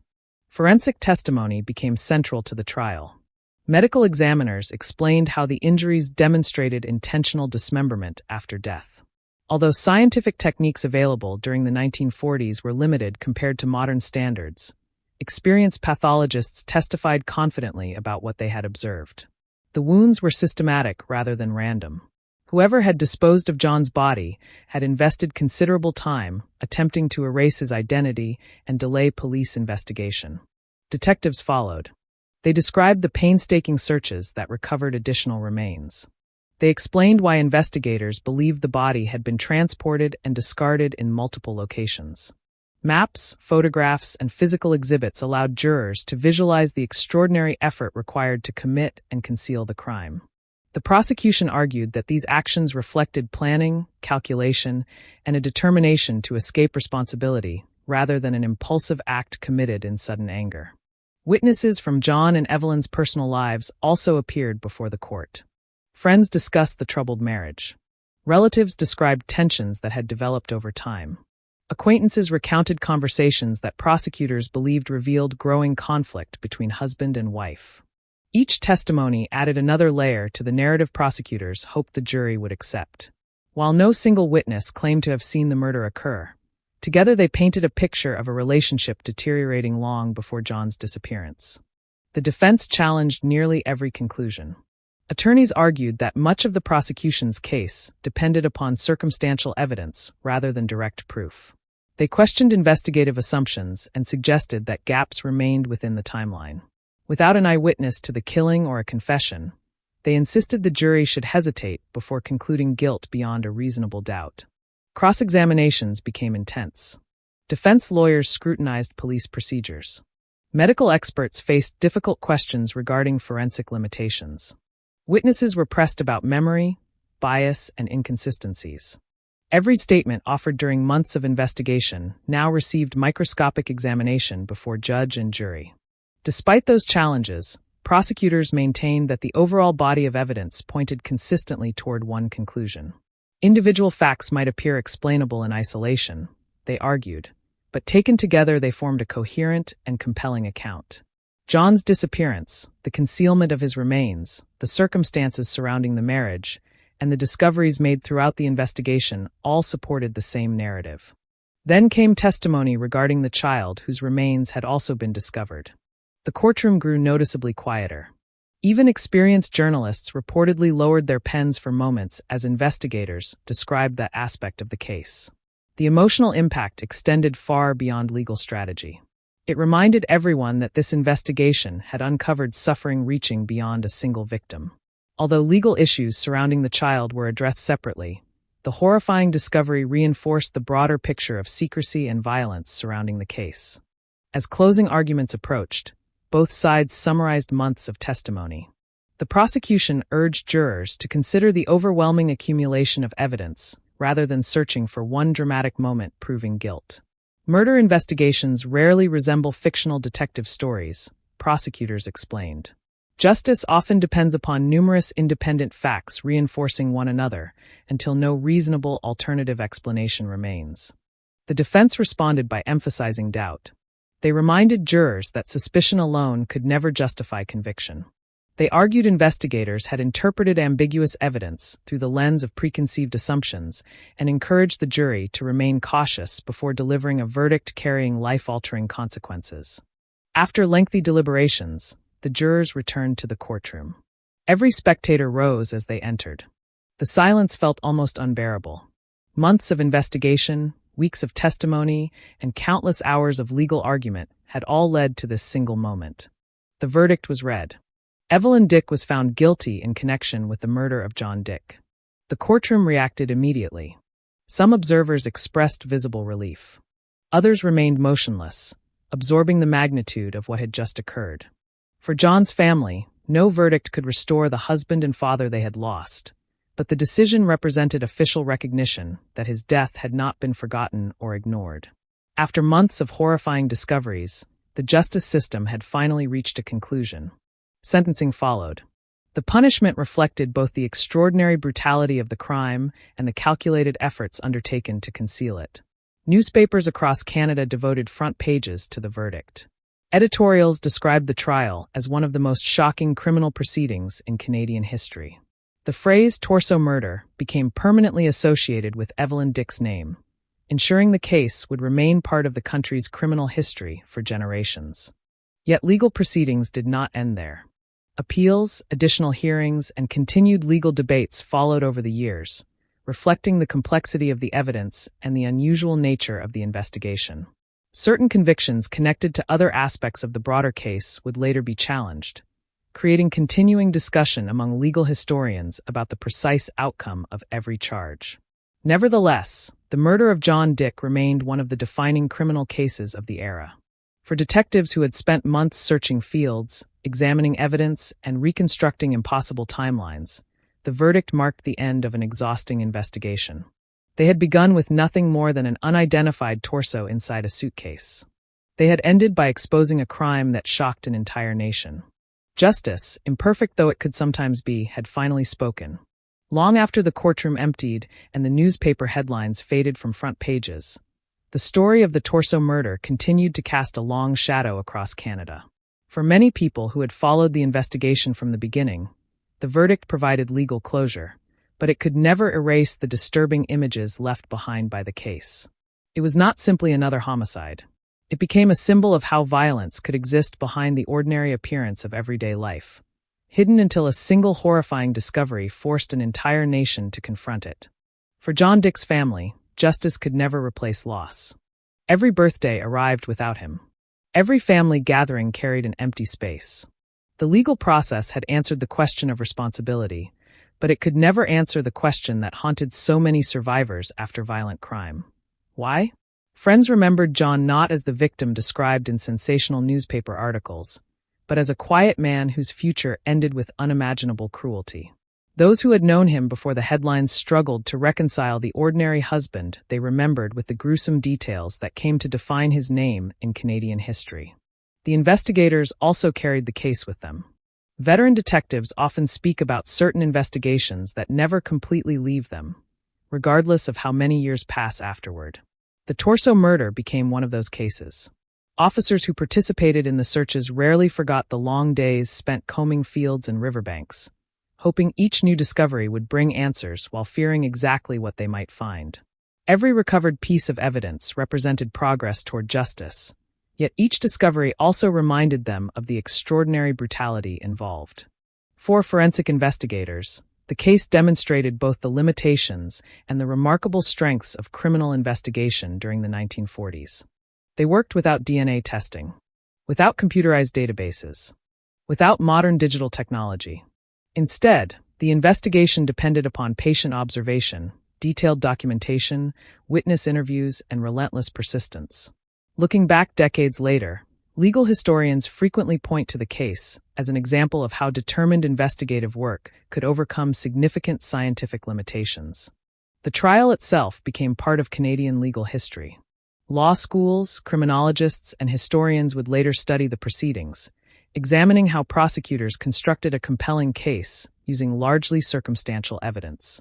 The investigation demonstrated that direct eyewitness testimony, while valuable, is not always necessary when independent pieces of evidence consistently support the same conclusion. The case became an important reminder that truth often emerges gradually through hundreds of small facts rather than one dramatic revelation. Yet perhaps the most haunting aspect of the investigation remained the discovery of the child. That tragedy expanded the emotional weight of the case far beyond the murder of one man. It reminded Canadians that acts of violence often produce consequences extending well beyond their immediate victims. Families, children, relatives, investigators, jurors, and entire communities can carry invisible wounds long after legal proceedings conclude. Those emotional scars rarely appear in official court records, but they become part of every major criminal case. Media coverage also left a lasting legacy. The phrase "torso murder" entered Canadian criminal folklore almost immediately. Newspapers transformed the investigation into one of the country's defining crime stories, illustrating both the public's fascination with extraordinary violence and the responsibility journalists carry when reporting such events. While sensational headlines attracted readers, they also risked reducing real human suffering into public spectacle. Behind every shocking photograph and every dramatic courtroom report stood grieving families forced to relive unimaginable pain each time another edition reached newsstands. The story has continued to fascinate generations because it forces difficult questions that remain relevant today. How well do we truly know the people closest to us? How much conflict remains hidden behind closed doors? At what point do ordinary marital problems become something far more dangerous? There are rarely simple answers. Most violent relationships do not begin with violence. They evolve gradually through secrecy, manipulation, resentment, and emotional deterioration. By the time outsiders recognize warning signs, the damage may already be irreversible. Cases like this remind us that appearances can be deeply misleading. A respectable home, stable employment, or seemingly ordinary family life cannot guarantee safety or happiness. At the same time, the investigation also demonstrated the importance of perseverance within the justice system. The unidentified torso could easily have remained anonymous. The scattered remains might never have been connected.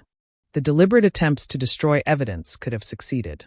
Instead, investigators refused to abandon difficult questions. Every recovered clue, every re-examined witness statement, and every painstaking search eventually contributed to revealing the truth. Justice arrived slowly, imperfectly, and only after extraordinary effort, but it arrived nonetheless. Today, decades later, the torso murder continues to appear in books, documentaries, university research, and discussions of Canada's most infamous criminal cases. Modern forensic experts often revisit the investigation with the benefit of contemporary knowledge, wondering how additional technology might have accelerated certain discoveries. Yet they also acknowledge that the investigators of the 1940s accomplished something remarkable with the resources available to them. Perhaps the greatest lesson left behind by the case is not the shocking brutality that captured newspaper headlines. It is the reminder that justice depends upon persistence. Truth rarely reveals itself immediately. It must be assembled patiently from fragments, contradictions, forgotten memories, and physical evidence that at first glance appears insignificant. The investigators who refused to stop searching transformed an unidentified suitcase abandoned in a field into one of the most significant homicide investigations in Canadian history. For the families forever changed by those events, however, the case was never about history. It was about a husband who never came home, a child whose life ended before it truly began, and a future permanently stolen by violence. Those losses cannot be measured by verdicts or prison sentences. They remain the quiet, enduring reality behind every famous criminal case. Long after the headlines disappear and the courtroom lights are switched off, what remains are the lives forever altered, the lessons painfully learned, and the hope that remembering such tragedies may help prevent others from being repeated. History has a peculiar way of preserving certain crimes long after the people involved have disappeared.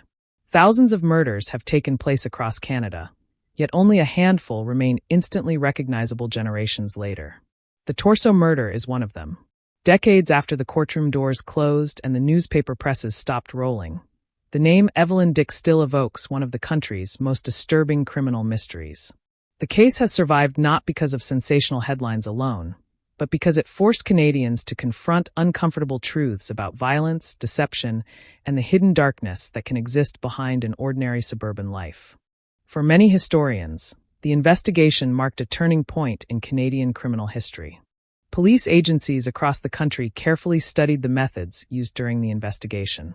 Detectives had been forced to solve a murder without the benefit of modern forensic science. There were no DNA databases to compare biological evidence. No digital surveillance cameras tracked a suspect's movements. No mobile phone records existed to reconstruct timelines. Every breakthrough depended upon patience, interviews, observation, and relentless determination. Young detectives entering the profession during the following decades often heard the torso murder discussed by senior investigators. The case became a reminder that successful homicide investigations rarely depend upon dramatic discoveries. More often, they are built through discipline, attention to detail, and the willingness to revisit evidence repeatedly until overlooked connections begin to emerge. Legal scholars have also continued examining the trial. The prosecution relied heavily upon circumstantial evidence, carefully constructing a narrative from numerous independent facts rather than a single decisive confession or eyewitness account. Law professors frequently use the case to demonstrate how multiple pieces of evidence, each seemingly modest on its own, can become overwhelming when viewed together. The trial reinforced an important principle within criminal law. A verdict should rest not upon one dramatic revelation, but upon the total weight of credible evidence. The case also influenced forensic thinking. Medical examiners who studied the investigation recognized how valuable careful documentation could become years later. Every photograph, measurement, and written observation created a permanent record capable of surviving appeals, historical review, and advances in scientific understanding. Modern forensic specialists occasionally revisit famous historical investigations like the torso murder, comparing contemporary techniques with the methods available during the 1940s. While today's technology would undoubtedly answer some questions more quickly, many experts remain impressed by the remarkable accuracy achieved by investigators working with far fewer resources. Public fascination never completely disappeared, Books were written. Documentaries were produced. Podcasts revisited the investigation. Television programs reconstructed courtroom testimony. Each new generation encountered the case through a different medium, yet the central mystery remained just as unsettling. How could a marriage deteriorate so completely that it ended in such extraordinary brutality? What emotions or motives could push an individual toward actions so calculated and horrifying? Those questions continue attracting criminologists because they remain difficult to answer with certainty. Beyond its historical significance, however, the case offers deeply personal lessons. One of the most important is that appearances often conceal realities invisible to outsiders. Friends, neighbors, and acquaintances frequently believe they understand the relationships surrounding them. Yet history repeatedly demonstrates that some of the darkest conflicts unfold quietly behind closed doors, hidden beneath routines that appear perfectly ordinary. The Dick household did not outwardly resemble the scene of a future national scandal. Like countless other families, it existed within an ordinary community where life seemed to continue according to familiar rhythms. The tragedy reminds us that violence rarely emerges from nowhere. It develops. Relationships deteriorate. Resentments deepen. Secrets accumulate. By the time outsiders recognize that something is terribly wrong, the opportunity to intervene may already have passed. Although every criminal case is unique, the broader lesson remains universal. Ignoring warning signs can carry devastating consequences. For the families connected to the victims, the passing decades never erased the loss. Public attention eventually shifted toward newer crimes. Journalists pursued different stories. Investigators retired. Yet grieving relatives continued living with the absence left behind. Famous criminal cases often become historical events discussed in classrooms and documentaries. But for surviving families, they remain intensely personal tragedies measured not by headlines, but by birthdays missed, conversations never finished, and futures permanently interrupted. The child whose remains were discovered during the investigation remains another heartbreaking reminder of that reality. Discussions of famous murders sometimes become consumed by courtroom strategy or forensic complexity, unintentionally overshadowing the innocent lives destroyed in the process. Remembering every victim with dignity remains one of the most important responsibilities of responsible true crime storytelling. Modern audiences are often drawn toward famous criminal cases because they hope to understand evil. Yet perhaps the greatest value lies elsewhere. These investigations teach us about resilience, about perseverance, about the determination of investigators who refuse to abandon impossible cases. They also reveal the extraordinary strength displayed by families who continued seeking answers despite overwhelming grief. Justice may arrive slowly, but every carefully conducted investigation affirms society's refusal to allow violence to disappear into silence. Today, the Torso murder occupies a permanent place within Canadian criminal history. Not because it was the bloodiest case, not because it generated the loudest headlines, but because it revealed the extraordinary lengths investigators would pursue in search of truth, even when confronted with one of the most disturbing crime scenes the country had ever witnessed. Perhaps that is the final legacy left behind. Evil may attempt to erase its victims. It may scatter evidence. It may hide behind lies, deception, and carefully constructed appearances. But history repeatedly shows that truth possesses remarkable persistence. Sometimes it takes months, sometimes years, occasionally even decades. Yet when investigators, families, and communities refuse to stop searching, the truth has a way of emerging piece by piece until silence is finally replaced by accountability. And that may be the most enduring lesson of the Torso murder.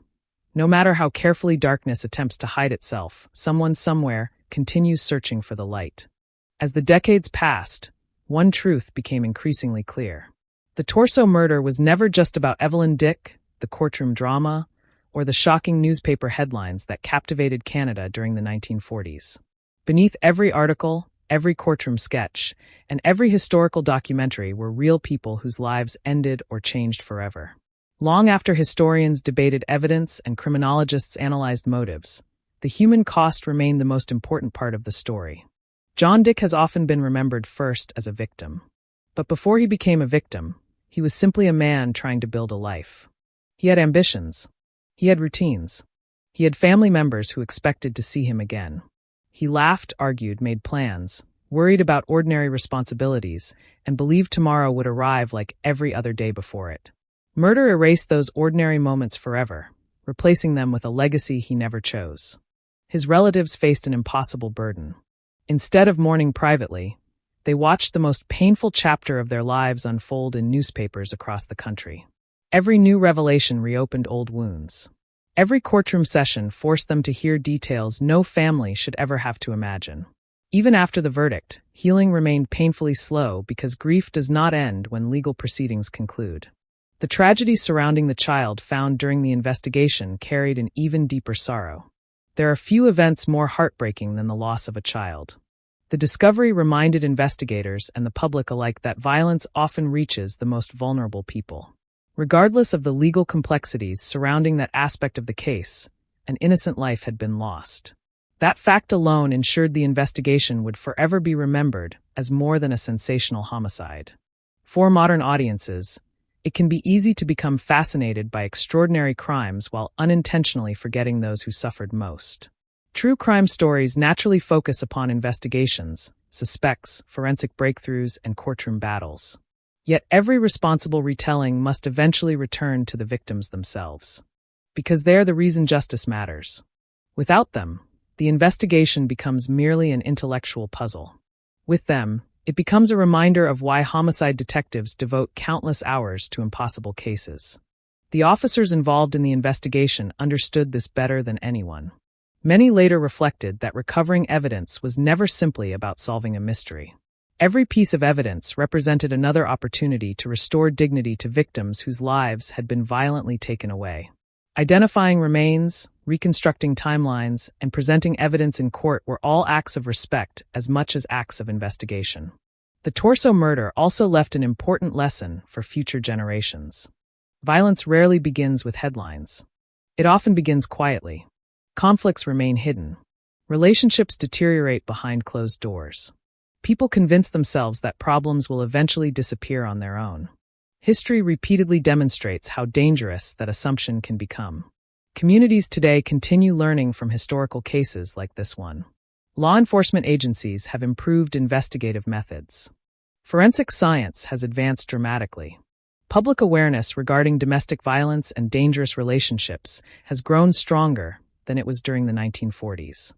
Although no society can completely eliminate violent crime, every generation has an opportunity to recognize warning signs earlier and support those facing dangerous circumstances. The story also reminds us that justice requires patience. Investigations are rarely solved within hours. Jurors rarely hear perfect evidence. Real criminal cases unfold slowly, filled with uncertainty, setbacks, and countless unanswered questions. The determination shown by investigators in the Torso murder continues serving as an example of professional persistence. They refused to abandon difficult evidence simply because it was unpleasant or complicated. Instead, they continued searching until the truth became impossible to ignore. Today, when visitors encounter the case through books, documentaries, or historical archives, they often remember the shocking nickname first: the Torso murder. It is unforgettable. But perhaps the case deserves to be remembered differently. Not simply as one of Canada's most infamous murders, but as the story of investigators who refused to surrender. Families who endured unimaginable grief. Victims whose names deserve to be remembered with dignity rather than sensationalism. History cannot change what happened. No verdict can restore lost lives. No documentary can fully capture the suffering experienced by those left behind. Yet remembering these events honestly ensures the victims are not reduced to statistics or headlines. Their stories continue reminding future generations why justice matters, why truth matters, and why every homicide investigation represents far more than solving a crime. At its heart, the Torso murder is not a story about notoriety. It is a story about lives interrupted, families forever changed, and a society determined to uncover the truth despite extraordinary obstacles. That commitment to truth remains the most enduring memorial investigators could offer those who never had the opportunity to tell their own story. Every generation believes the worst crimes belong to the past. We convince ourselves that brutality on the scale of the Torso murder could never happen again because society has changed, technology has advanced, and justice has become more sophisticated. Yet history quietly reminds us that human nature evolves far more slowly than science ever can. Murder investigations may now rely on DNA sequencing, digital surveillance, and sophisticated forensic laboratories, but the emotions that drive violence, jealousy, resentment, obsession, greed, desperation, and the desire for control, remain remarkably unchanged. That is why the Evelyn Dick case continues to resonate. Not because it is simply shocking, not because the images are unforgettable, but because it exposes uncomfortable truths about the darker side of humanity that remain relevant nearly a century later. One lesson stands above all others. Violence does not always announce itself loudly. Sometimes it develops in silence. The most dangerous secrets often exist behind doors that appear perfectly ordinary from the outside. Neighbors may see a respectable home. Friends may assume everything is normal. Communities continue with daily routines, unaware that beneath an ordinary surface, relationships may be collapsing under pressures invisible to everyone else. The Torso murder forces us to acknowledge how little we sometimes know about the private lives of those around us. It also demonstrates the extraordinary resilience of justice. There were countless moments when investigators could have accepted defeat.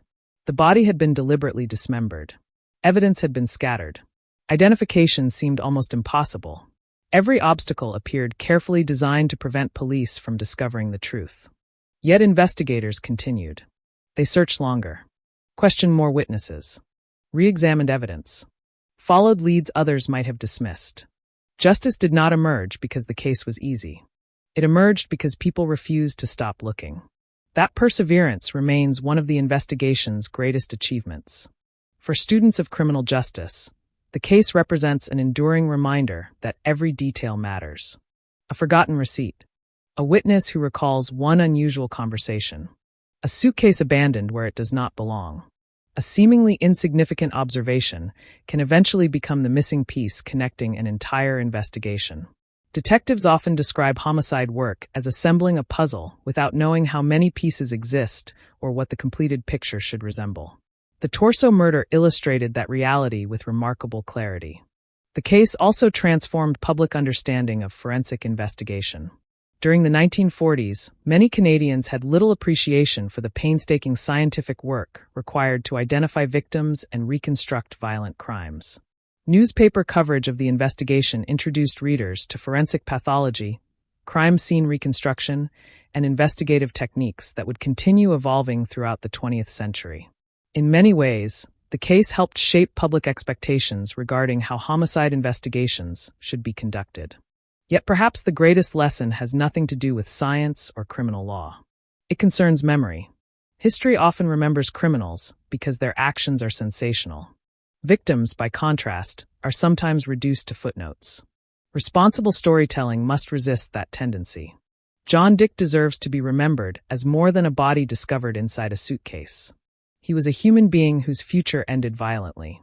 The child connected to the investigation deserves to be remembered not as evidence presented in court, but as an innocent life that should have continued for decades beyond the tragedy.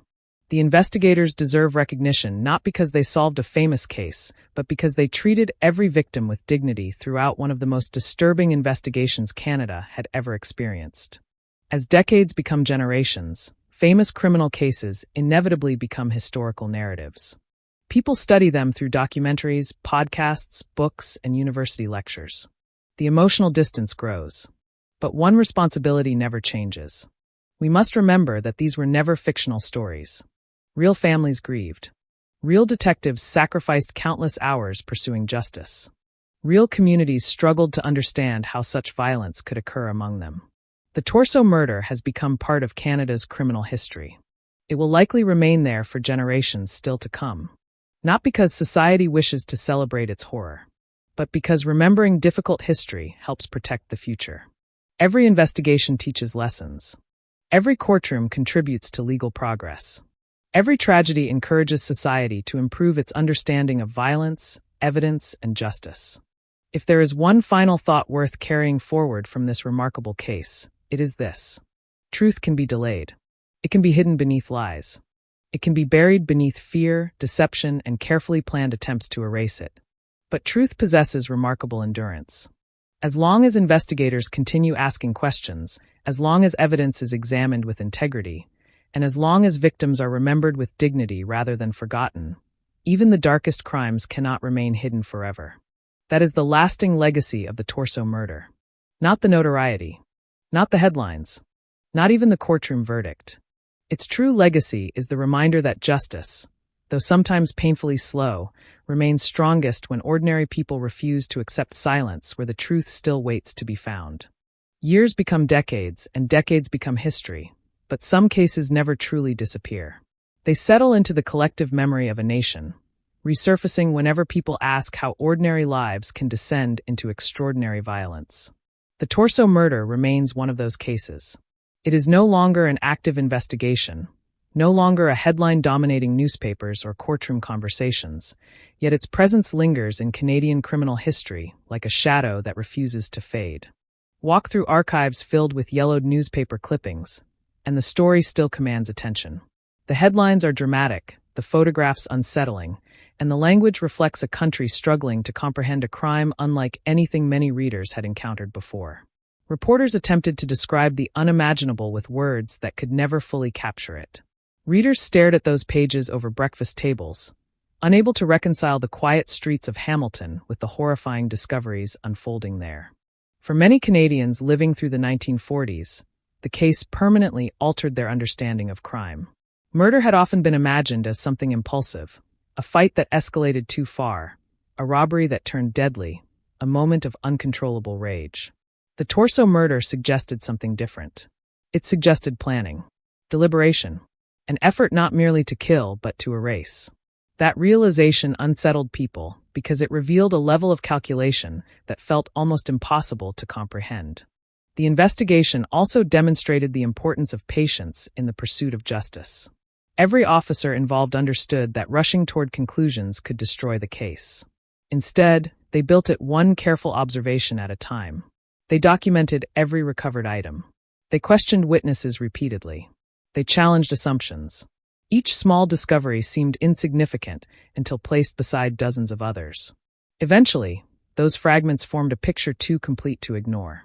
Modern investigators continue to study historical cases like this one because they reveal timeless investigative principles. Technology changes. Scientific techniques evolve. Databases grow larger every year. Yet successful investigations still depend upon curiosity, persistence, and disciplined thinking. A detective willing to notice one overlooked detail often accomplishes more than the most advanced laboratory operating without direction. Criminologists have spent decades attempting to understand the psychological dimensions of infamous murders, but even today, complete explanations remain elusive. Human behavior rarely follows simple formulas. Personal history, emotional conflict, environmental pressures, and individual choices combine in ways that no single theory can fully explain. The Torso murder reminds researchers that while understanding motivation is valuable, preventing future violence requires recognizing warning signs long before tragedies unfold. For families affected by violent crime, however, academic analysis offers only limited comfort. Historical significance does not lessen grief. Famous cases do not hurt less simply because people remember them. The passage of time softens certain memories, but it also sharpens others. Small moments become precious. Familiar voices fade.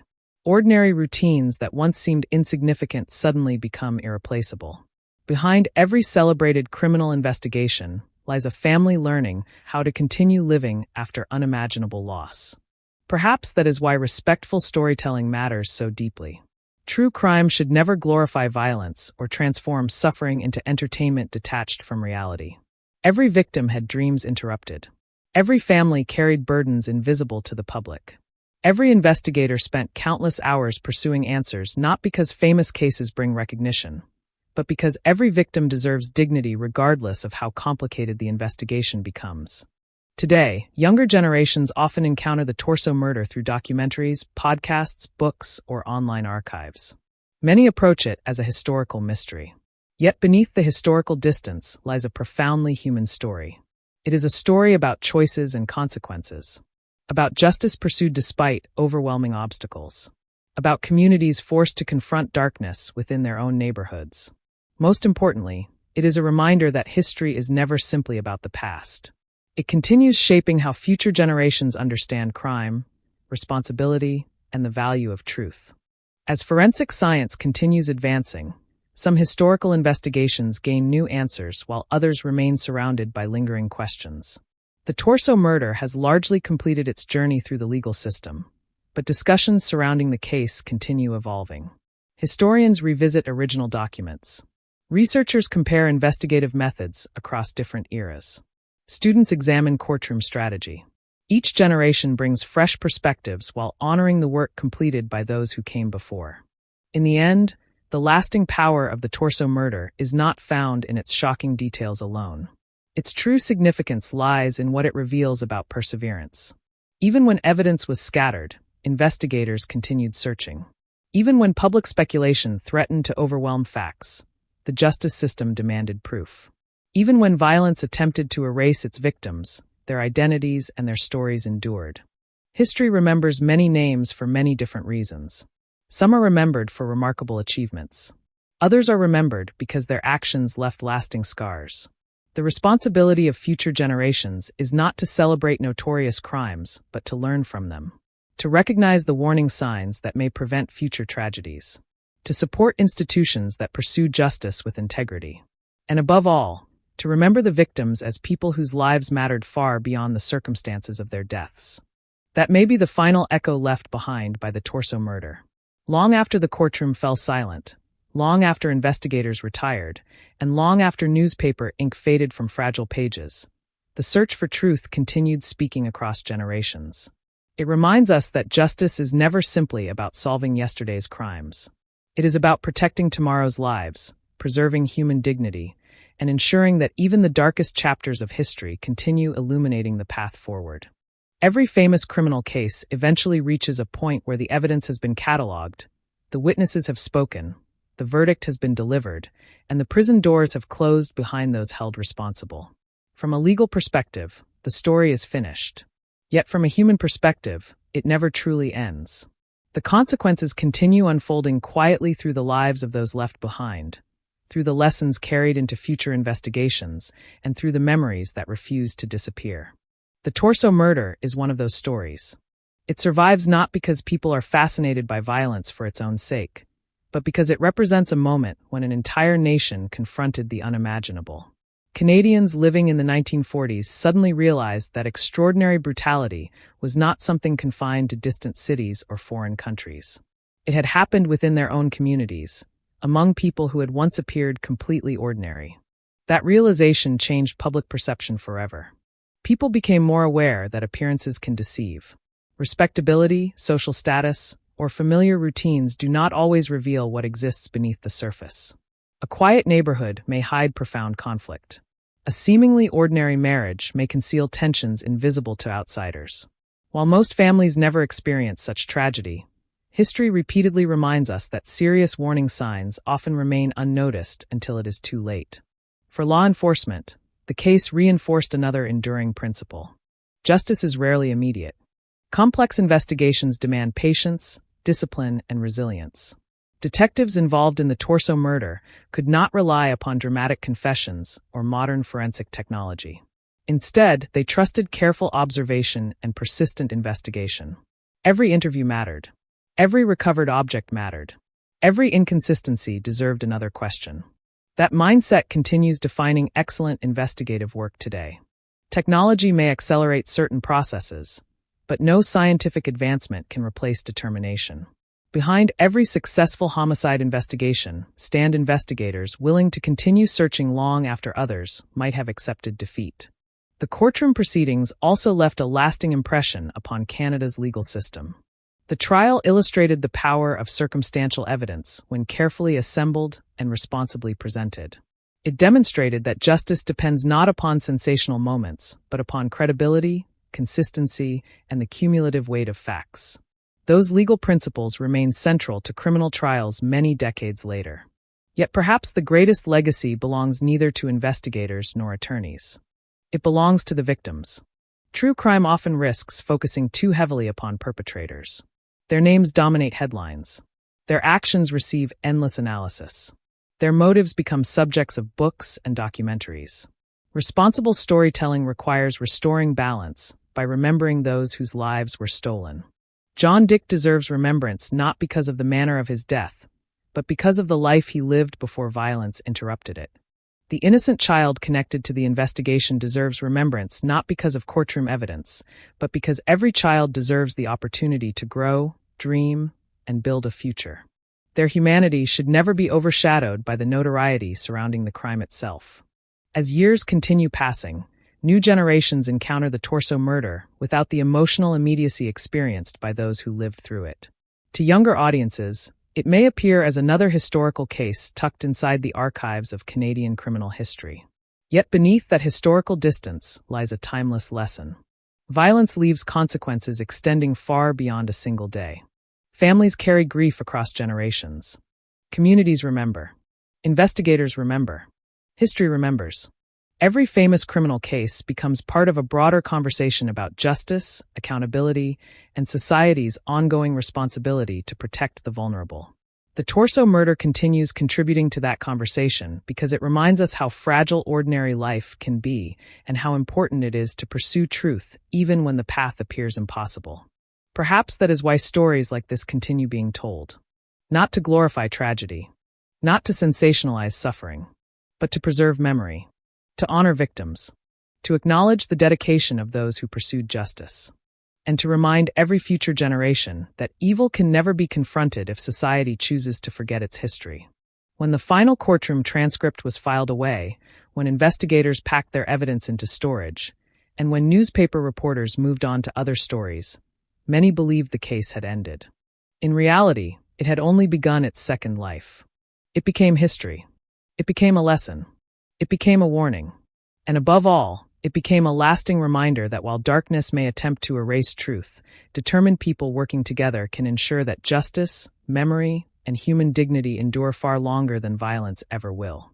If someone were to walk through Hamilton today without knowing its history, nothing about the quiet streets, brick homes, or busy intersections would suggest that one of Canada's most infamous murder cases unfolded there. Children still play in neighborhood parks. Families gather for dinner behind familiar front doors.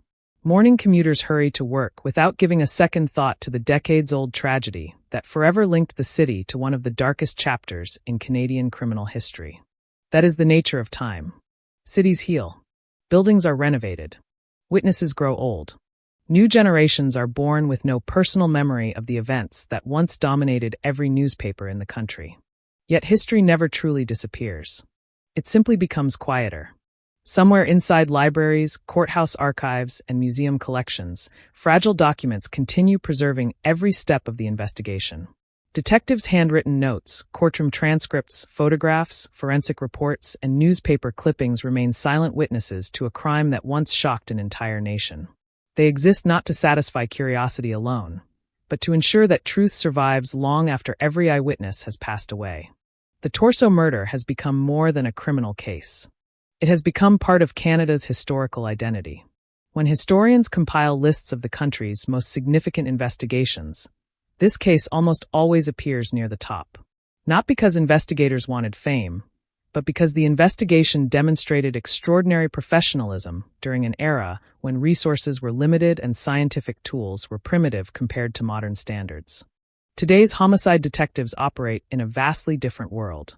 DNA analysis can identify victims in ways unimaginable during the 1940s. Digital surveillance records movements almost everywhere. Cell phones preserve timelines minute by minute. Computers compare fingerprints within seconds. Yet experienced investigators often acknowledge that technology is only a tool. It still requires thoughtful people asking intelligent questions. The detectives who solved the torso murder possess that quality in abundance. Their persistence continues inspiring future generations of investigators who understand that determination remains the most valuable investigative instrument ever created.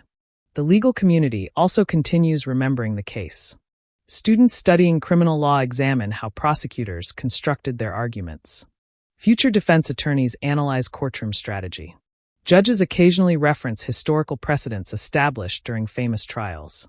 In this way, the case continues contributing to Canada's legal system long after the original participants disappeared from public life. But perhaps its most important contribution lies elsewhere. It reminds us to value ordinary life.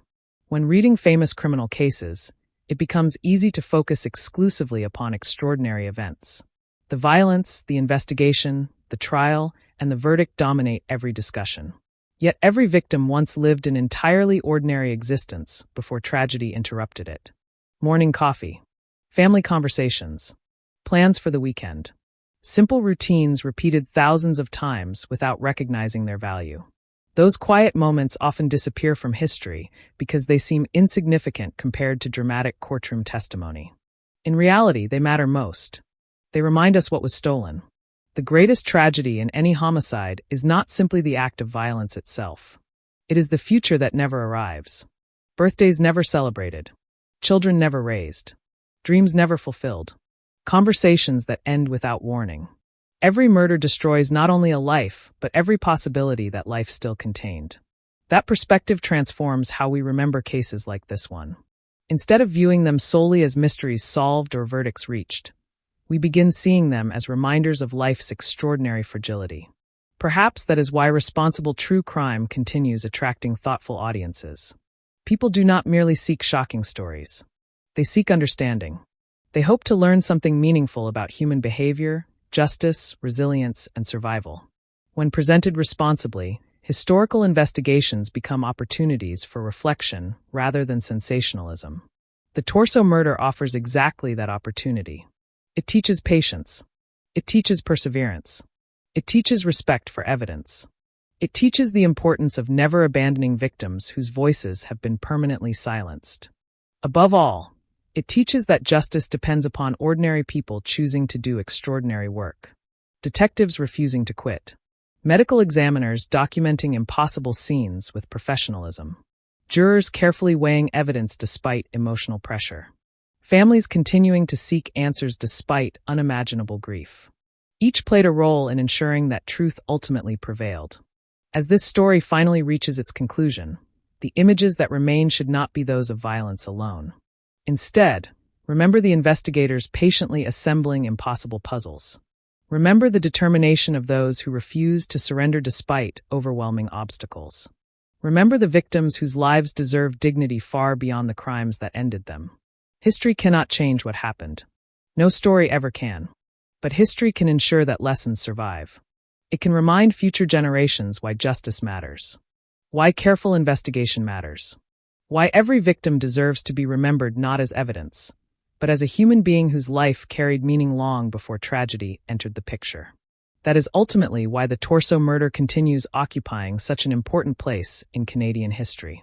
Not because it represents humanity at its worst, but because it also reveals humanity at its best. People who confronted horror with courage, answered brutality with determination, and proved that even the most carefully hidden crimes cannot remain buried forever when truth continues to be pursued with integrity. And perhaps that is where every true crime story should finally end. Not with fear, not with notoriety, but with remembrance. Because justice may close a case, but memory ensures that those who were lost are never truly forgotten. Some stories do not conclude the way people expect. They do not fade cleanly into silence, nor do they resolve into neat emotional closure. Instead, they linger, reshaping themselves over time, changing meaning depending on who is telling them and when they are being told. The Torso murder belongs to that category of history. It is not simply an event that happened in the 1940s. It is a story that continues to evolve in the minds of those who encounter it. What begins as a crime report slowly becomes something larger. A mirror reflecting society's fears. A case study in human behavior. A reminder that beneath the surface of ordinary life, there can exist impulses and decisions capable of shattering entire families and communities. But the longer we study cases like this, the more important it becomes to step back and ask a difficult question. What should we actually carry forward from stories like these? It is easy for true crime narratives to become consumed by details, evidence lists, courtroom arguments, forensic findings, investigative breakthroughs. Those elements are important, but they are not the full meaning of the story. The deeper truth lies in what those details reveal about human vulnerability.